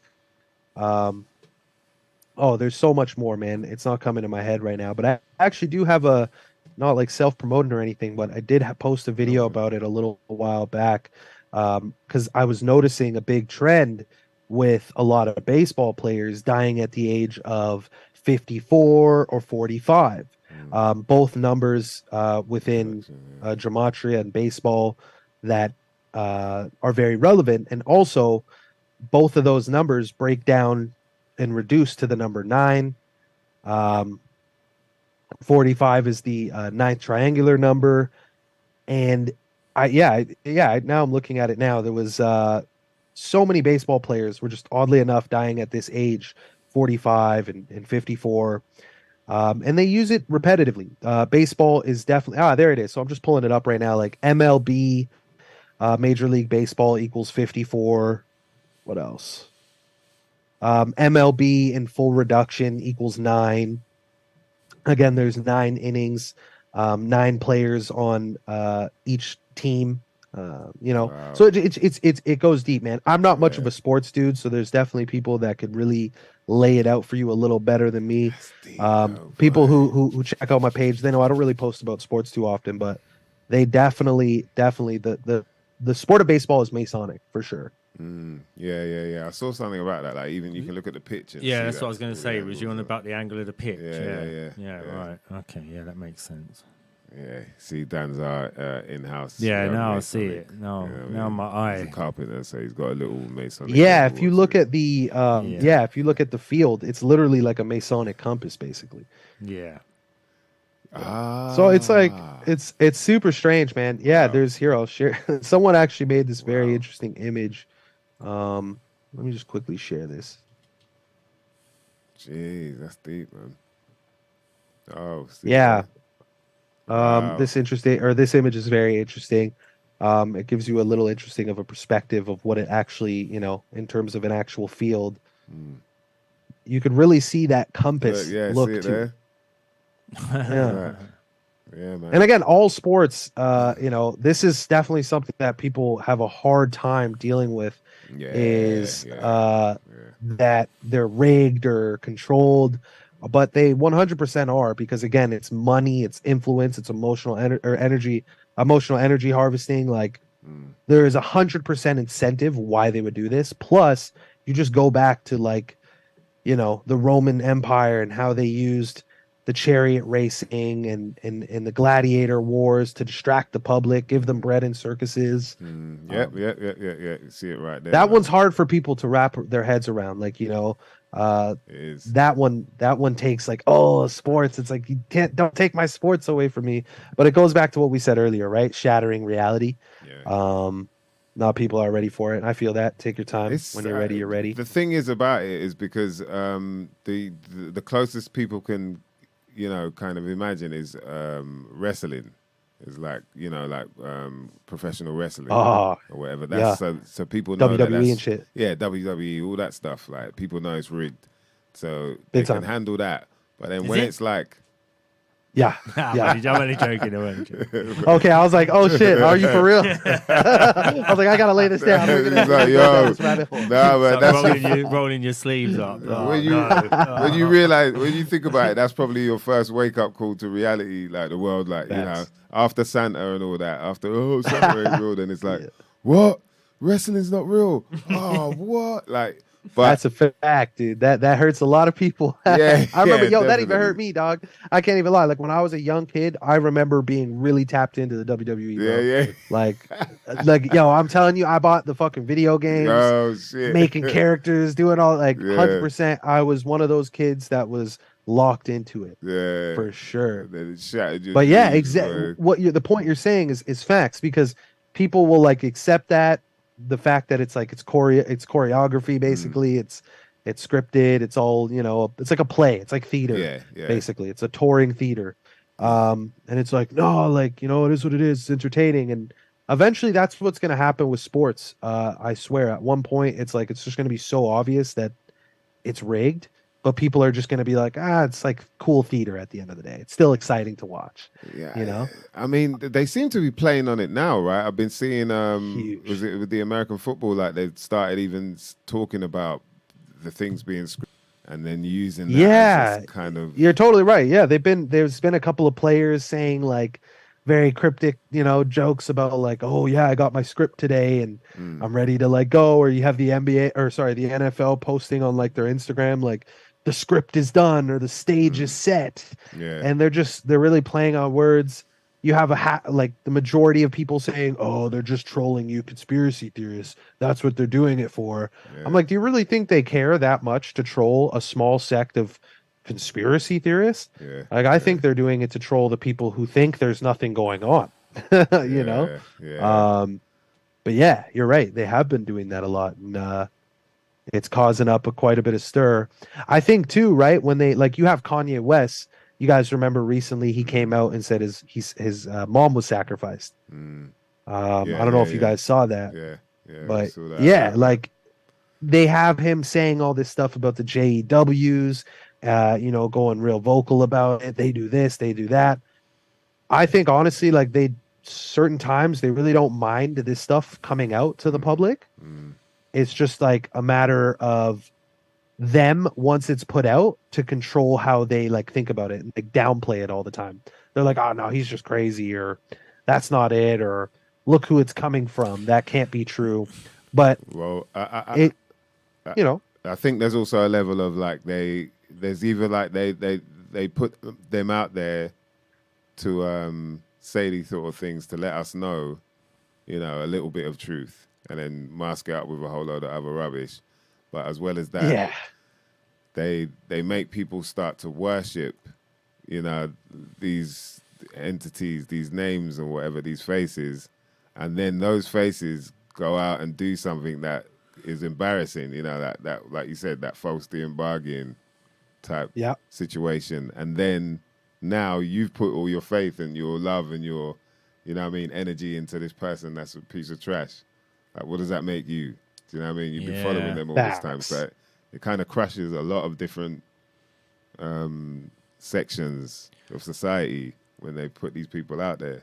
I wonder as well whether there's a bit of hubris on the part of the people doing the controlling, because they're sort of in the last couple of years there's been more and more blatant stuff, and it's almost like they want to. They feel like they've got enough power now that they don't have to really hide it. They can just sort of put it out, and sometimes they don't even bother covering it up anymore because they've got so much power now. Yeah. I think that as well. Like they feel like I think that actually also shows the level of like brain frequency and where people are at in terms of being able to decipher what they're seeing, because they're just kind of like, yeah, we're at this point right now. Like you said, we could flex our arms. We could throw Satan on the screen. We could have Sam Smith do a whole satanic Grammy performance. Jeez. We could have Lil Nas X twerk on a devil and feed that to billions of kids. But it doesn't matter because people are so lost and their frequencies are so low that we can do that now. We've achieved something. Man. It's like they're testing it. Each time they do something more wild and more crazy and then see the public reaction, it's their way of like dipping their feet in the water. Is my kind of take on that. Yeah, that's what I'd say as well. And it's with things like Kanye is that they don't even really, I mean, people have already got in their mind that he's a bit nutty anyway, and it wasn't much damage control to do with that. Yeah, really. That's what I mean. They give you the fool. They give you the fool for you to follow. And then he's like, exactly. Didn't he even say, I forgive Balenciaga or something like that? I think there was something that came out saying where he was like, he stands by them or something like that. Yeah. It's just they give you the worst people to take very valuable information through, and then like you said, they muddy it. So that's where that whole controlled opposition, I guess, thing comes into play with celebrities being, seeming like they're going off the script and giving us information that's like in deep, but realistically, everything Kanye said was what people have already speculated on, and felt quite confident on their opinions about. He sacrificed his mom. Like people were saying that damn near the after it happened. you know, Yes. and like 2007, it's like 2008, people are saying that. 2009, people are saying that. So a lot of the stuff, what he said in particular too, it's like it's not even new. It might be new for some people, hearing it, but yeah, they definitely dipped their feet in the water with that one. Same as like, the whole Kyrie Irving thing as well. Kyrie Irving has always been used to talk about some sort of conspiracy, like since early on his career, from like flat Earth to, him when his stance on COVID to him and his stance on, the JEWs. Right. So they're always using these people to put it out there, see how people grasp it, and the majority of people will just always brush it off. They're just quick to be like, there's never anything deeper to it. Nah, and if they gave themselves a chance, like the video you did on Kyrie Irving, like I think just breaks it down to a level where you're like, okay, because you even understanding where he's come from, like where he's been throughout childhood and then growing up, and then you see after all that, then you start to see all the numbers connecting. You're like, okay, this can't be. It's weird. This is not, exactly. It's like, is this guy's career like really just like an organic career, or was this like manifested? Like you guys knew how you wanted this to happen. You knew what he was going to do. You knew how he was going to pan out. Like I'm not big on sports, but there was the whole LeBron James. I don't know if you guys are big on ball either, but LeBron James passed Kareem Abdul-Jabbar and like the top NBA scorer in the league, and he did it at exactly like 38,000 points or something like that. Again, don't quote me, but it was just done in such a strange numerical, like perfect riddle that it's like these guys' careers and how these things pan out. There's definitely other forces at hand that are molding it and orchestrating it. How exactly? Yeah, because how can they be scoring like exactly that amount at that time, so that day? Now that it's like, what? Like how? Very who's making extensive sure planning. You know what I mean? It's crazy, bruv. It's crazy. Even the football stuff. Like I said, like I know you said you don't get too deep into all of that, but some of the football stuff is just ridiculous. Where it's like, I don't understand how they can make sure that can happen. Like him scoring. Well, you look at like the refs and the manipulation of gameplay during the time that it goes on. There's always there's times in the NBA or any sort of league where they'll run back the clock. They'll like there's ways to manipulate it. And there's been times where it's come out in terms of refs being in on rigging and whatnot. Good point. Magnetic gloves in football, or at least football in the West. So or the magnetic technology and basketballs. The rim is a magnet. Like it goes very deep. So it's a matter of how much you're willing to look into it and invest your time into figuring it all out. Yeah. But I always think, like, unfortunately, like they not always maybe, but they'll definitely be 10 steps ahead of us. Like if you're figuring something out, it's probably because they wanted you to, in a sense, and they're already past it, and they've already been able to fulfill what they've gotten out of that. Do you think it's always like that? Do you think it's always a case of, or do you think there is anything that is possibly leaked by people that are within that are like, nah, this can't go on forever, man? I think there's I wouldn't say a healthy balance at all, but I definitely do think there is some organic side of leaked information, things coming out. Okay. I that's my take. Someone might tell you, no, everything's fake, everything is scripted, and I'm like, I can't say that.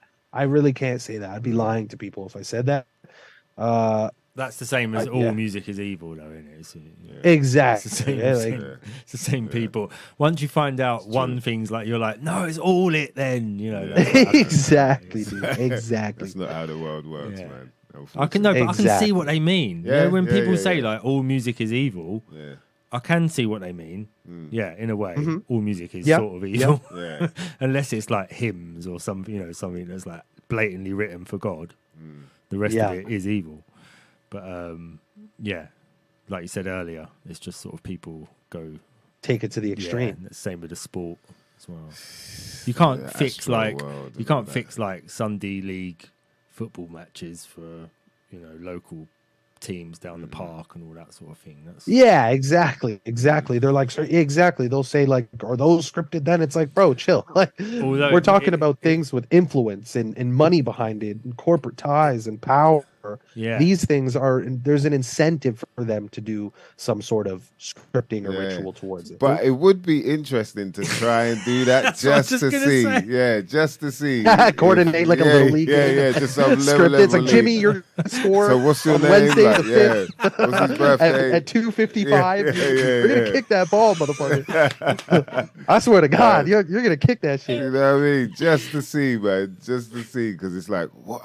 But amazing, man. Amazing. Oh, I know what you mean, man. It's such a interesting, like, that is truly a whole other, I guess you could say, rabbit hole. But then it's like, where do you get that specific information? Like, of course, we've seen over time they use symbolism. People picked up on that.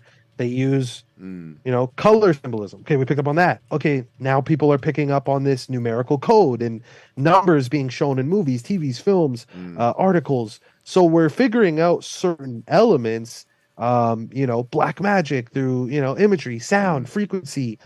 But it's like, how do they piece it all together? How do they get us to go through this on a consistent basis, run these things on us, and just pull the wool over our eyes, it's fascinating, man. I mean, again, like, you can kind of say, for example, like with the whole pandemic, like, how are they doing it? Well, it was definitely the mainstream media pushing this narrative. Like, we saw to an extent how they were doing it. It's like, well, what they're doing is they're going into their broadcasting stations, they're whooping up headlines, and they're pumping them out on breaking news nonstop, left, right, and center. Yeah, and they're COVID making sure that COVID this. Yeah, wherever you go as well, wherever you go, the same things happen. Posters, you go to any shops, radio. Yeah. People are talking about it at your workplace. Yeah. The fucking people you walk by are like, oh man, this COVID stuff. Yeah, I'm like I don't even know you, dog. Why are we talking about this? Like. Yeah. So yeah, we kind of see, but exactly how they piece it together, fuck, man. I would always tell people, if you're jumping into this and you want to start learning gematria, don't get too hung up on that type of stuff. Just learn the basics first. Learn how to apply the numerical codes, spot the patterns. You'll start to see how they do it, and from there you can always expand your knowledge. Everybody's got to be more humble too, man. Be willing to say, I don't know, if they don't know something. I think people feel like they have to like know everything or be like some knowledgeable guru on everything. Like, I know it all. I'm the first to find this information, and that's me. I found it. I figured it out. Yeah. I predicted this happened. It's like, slow your roll here. What's the end goal? Is it for you to be some praised spiritual guru, or are you trying to put people on game and like really share information and have people learn? Yeah. So that's the route I prefer to take. Share shit, man. Talk with people, chat with you guys, learn something, figure something out. Yeah, man. And just go back and apply it. That's basically all it is. Yeah, that's what it's about right there, man. Let's see through the script, mother lovers. Yo. Yes, sir. Good to catch up with you, brother, man. Serious. Most definitely. It's getting late over there. Yeah, it's getting later down here. Yeah. Oh, yeah. Because we got... I forgot. You guys are like, what, 5 hours ahead of me? I'm up in Toronto, Canada, for those who don't know. See. Yeah, so it's half 12 for us. Yeah. God damn. Man. Well, guys, I definitely appreciate you, inviting me onto the platform again. Oh man, I really do appreciate it. I love chopping it up with you guys. Yeah, man. It's always interesting to, and fun to chat with people who see things in a similar realm as you. So hopefully people enjoyed the conversation in the chat, man. Yeah, man. I think they did, man. Definitely a lot of crew in there chatting away, man. That's the best part, man, when you have your community just internally chatting while you're chatting, because that's what you want. You just want people to think about stuff that they didn't think about before. Yeah, I always like to catch up on it as well after, like, to see what people are saying, and it's interesting, man. Like, you get a lot of information from people once you start, like we're saying, conjuring up these different conversations. It starts to jog people into that mind frame, and you start to find out more stuff as well. Yeah, there's always something new that comes out of it, definitely. Exactly. You have to, that's the thing. Like, people always say, like, why talk about this stuff? well, if you don't talk about it, you'll never really learn to look at it from a different lens perspective and expand your knowledge. You'll always just, again, disregard it, and over time you will get smacked in the face with reality, and at one point wish you were more open-minded to what someone was bringing up to you at one point in your life. Yeah. So it's Yeah. like, be willing to, there's a lot of people that have game, man. In the weirdest way, man. Sometimes even like homeless dudes have game. They be spitting random knowledge at you. It's like, what? Like, you never knew what type of life this dude lived, but people are always like quick to shoot the messenger. It's like, nah, don't take anything serious from this person or whatnot. Or again, people want to be this spiritual guru. I figured out this first. Yeah. I put the video out on this first. I did, like, I swear, I know this is true for a fact. Everything's fake. Like, I'm just like, man, I can't trust you. I'm sorry, but something about you, if you think like that, I know you're more egotistical than anything. You're not doing this for the purpose you might claim you are. Trying to be a know-it-all. I know it all, to say the least, man. Most definitely. And that's what I always say, man. Like you mentioned earlier, like I think one of the most intelligent things you can say at times is "I don't know."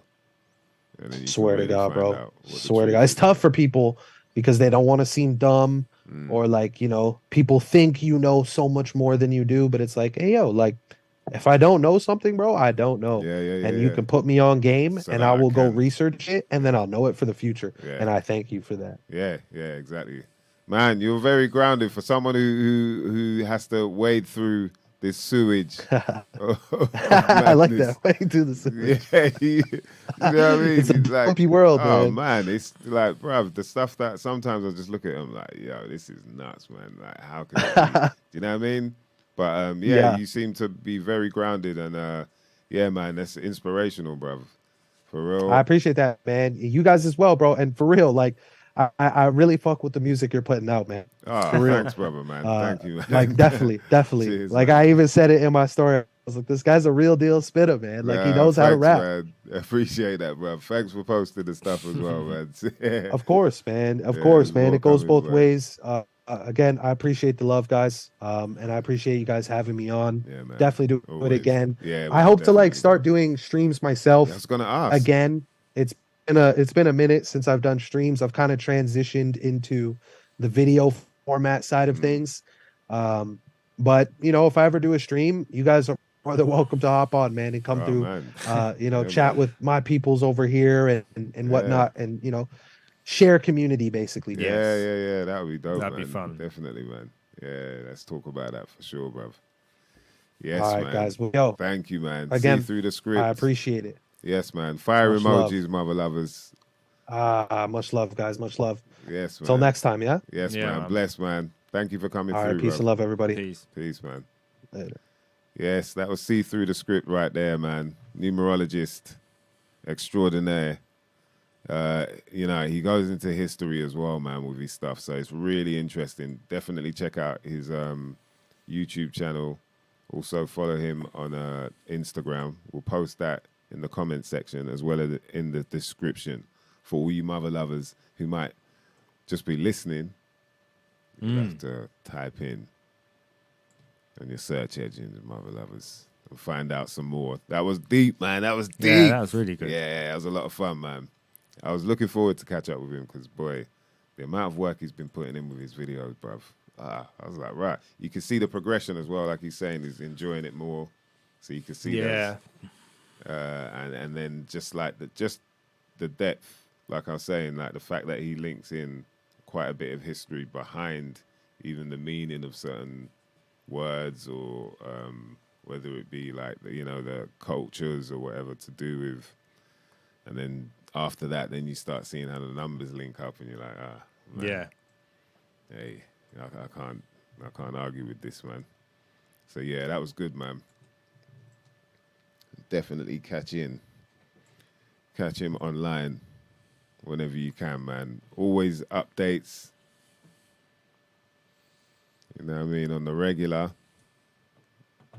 For all you mother lovers out there. That's what we do, man. Right here, some shit you might not never know nothing about.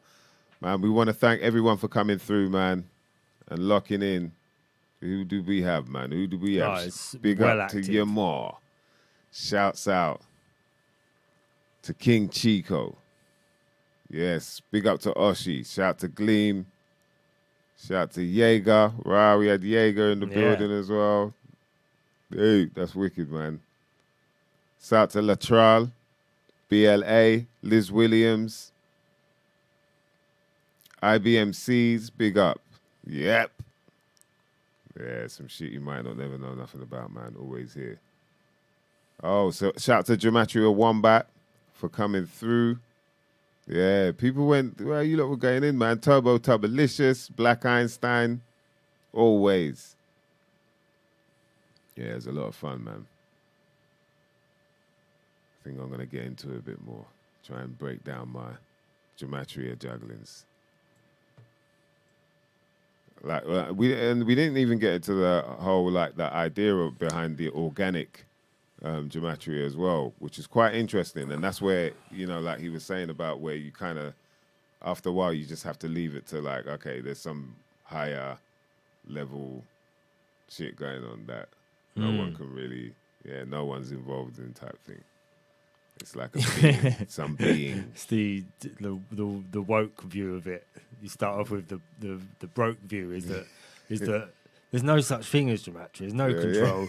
Then you got like the the sort of next level up, and you're like everything's controlled by people doing gematria. And the third one's like you can't control it. It's like the ascended view of gematria. Oh boy, jeez, that's where it gets to, isn't it? Like you get to that point where you're like, oh it's wow, out of our control. Someone else is controlling. A higher power is controlling like, the you people know who do gematria. Yeah, I can't call it. Like that's where it gets to. Like I can't call it because this is, and that's, you know, it goes to like what we're thinking about.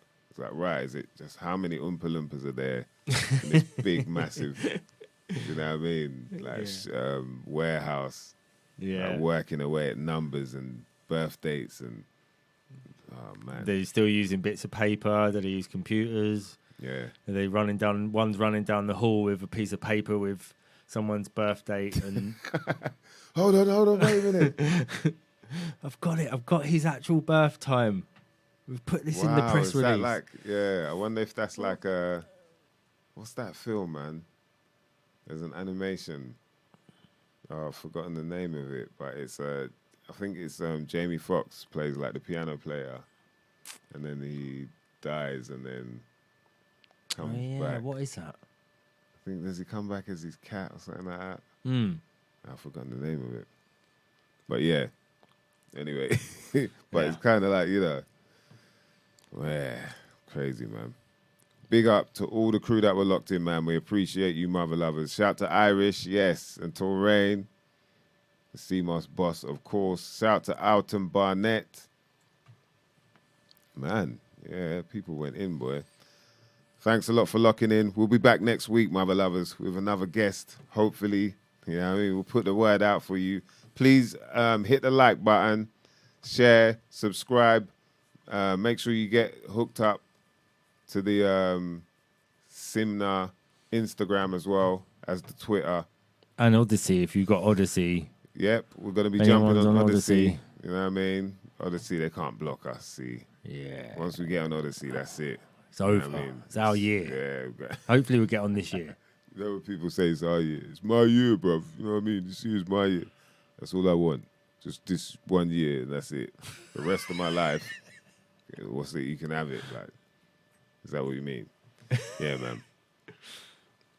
Salute for coming through, man. We'll be back again. Oh, Flavour of the Month. Oh, yeah. This Sunday. Yeah, have you got the flyer ready? Or let's see if we can get that out, man. Flavour of the Month. It's Sunday, yeah? Sunday, yeah. All day. Yeah, that's what we're talking about. It's the...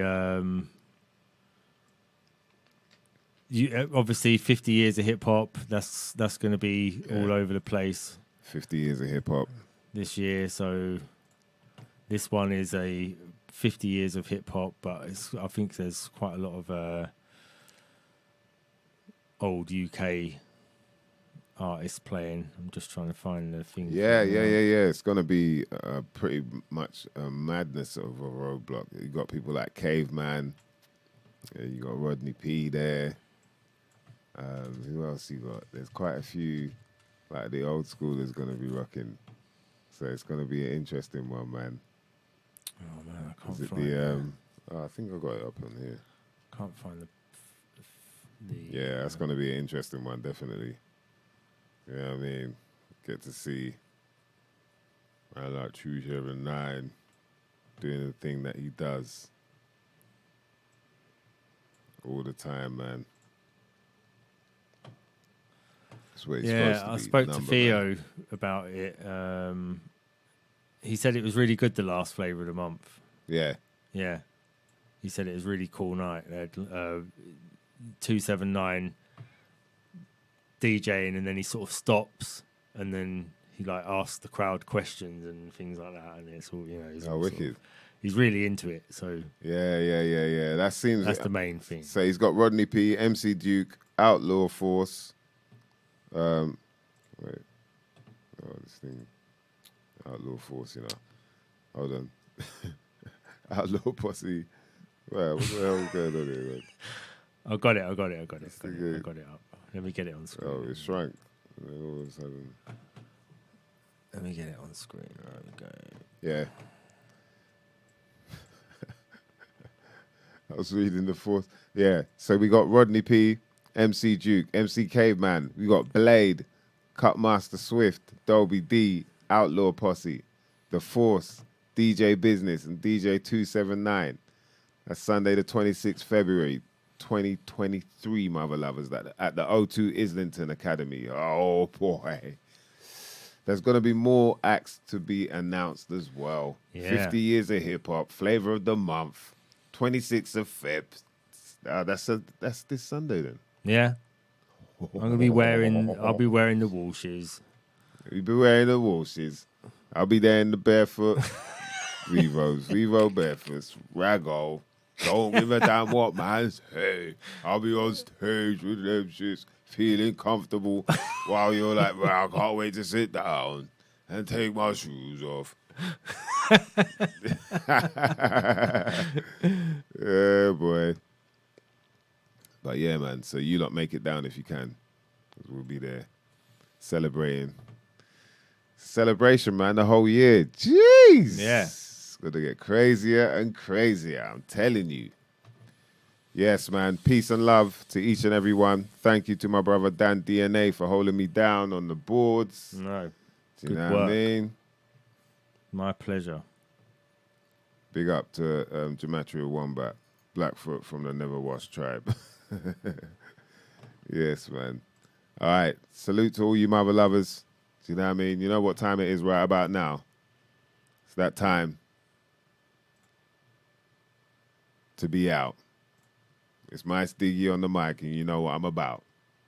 It's Dan DNA. MysDiggi. I've got to say, this is some shit you might not never know nothing about. And guess what, mother lovers? We're out.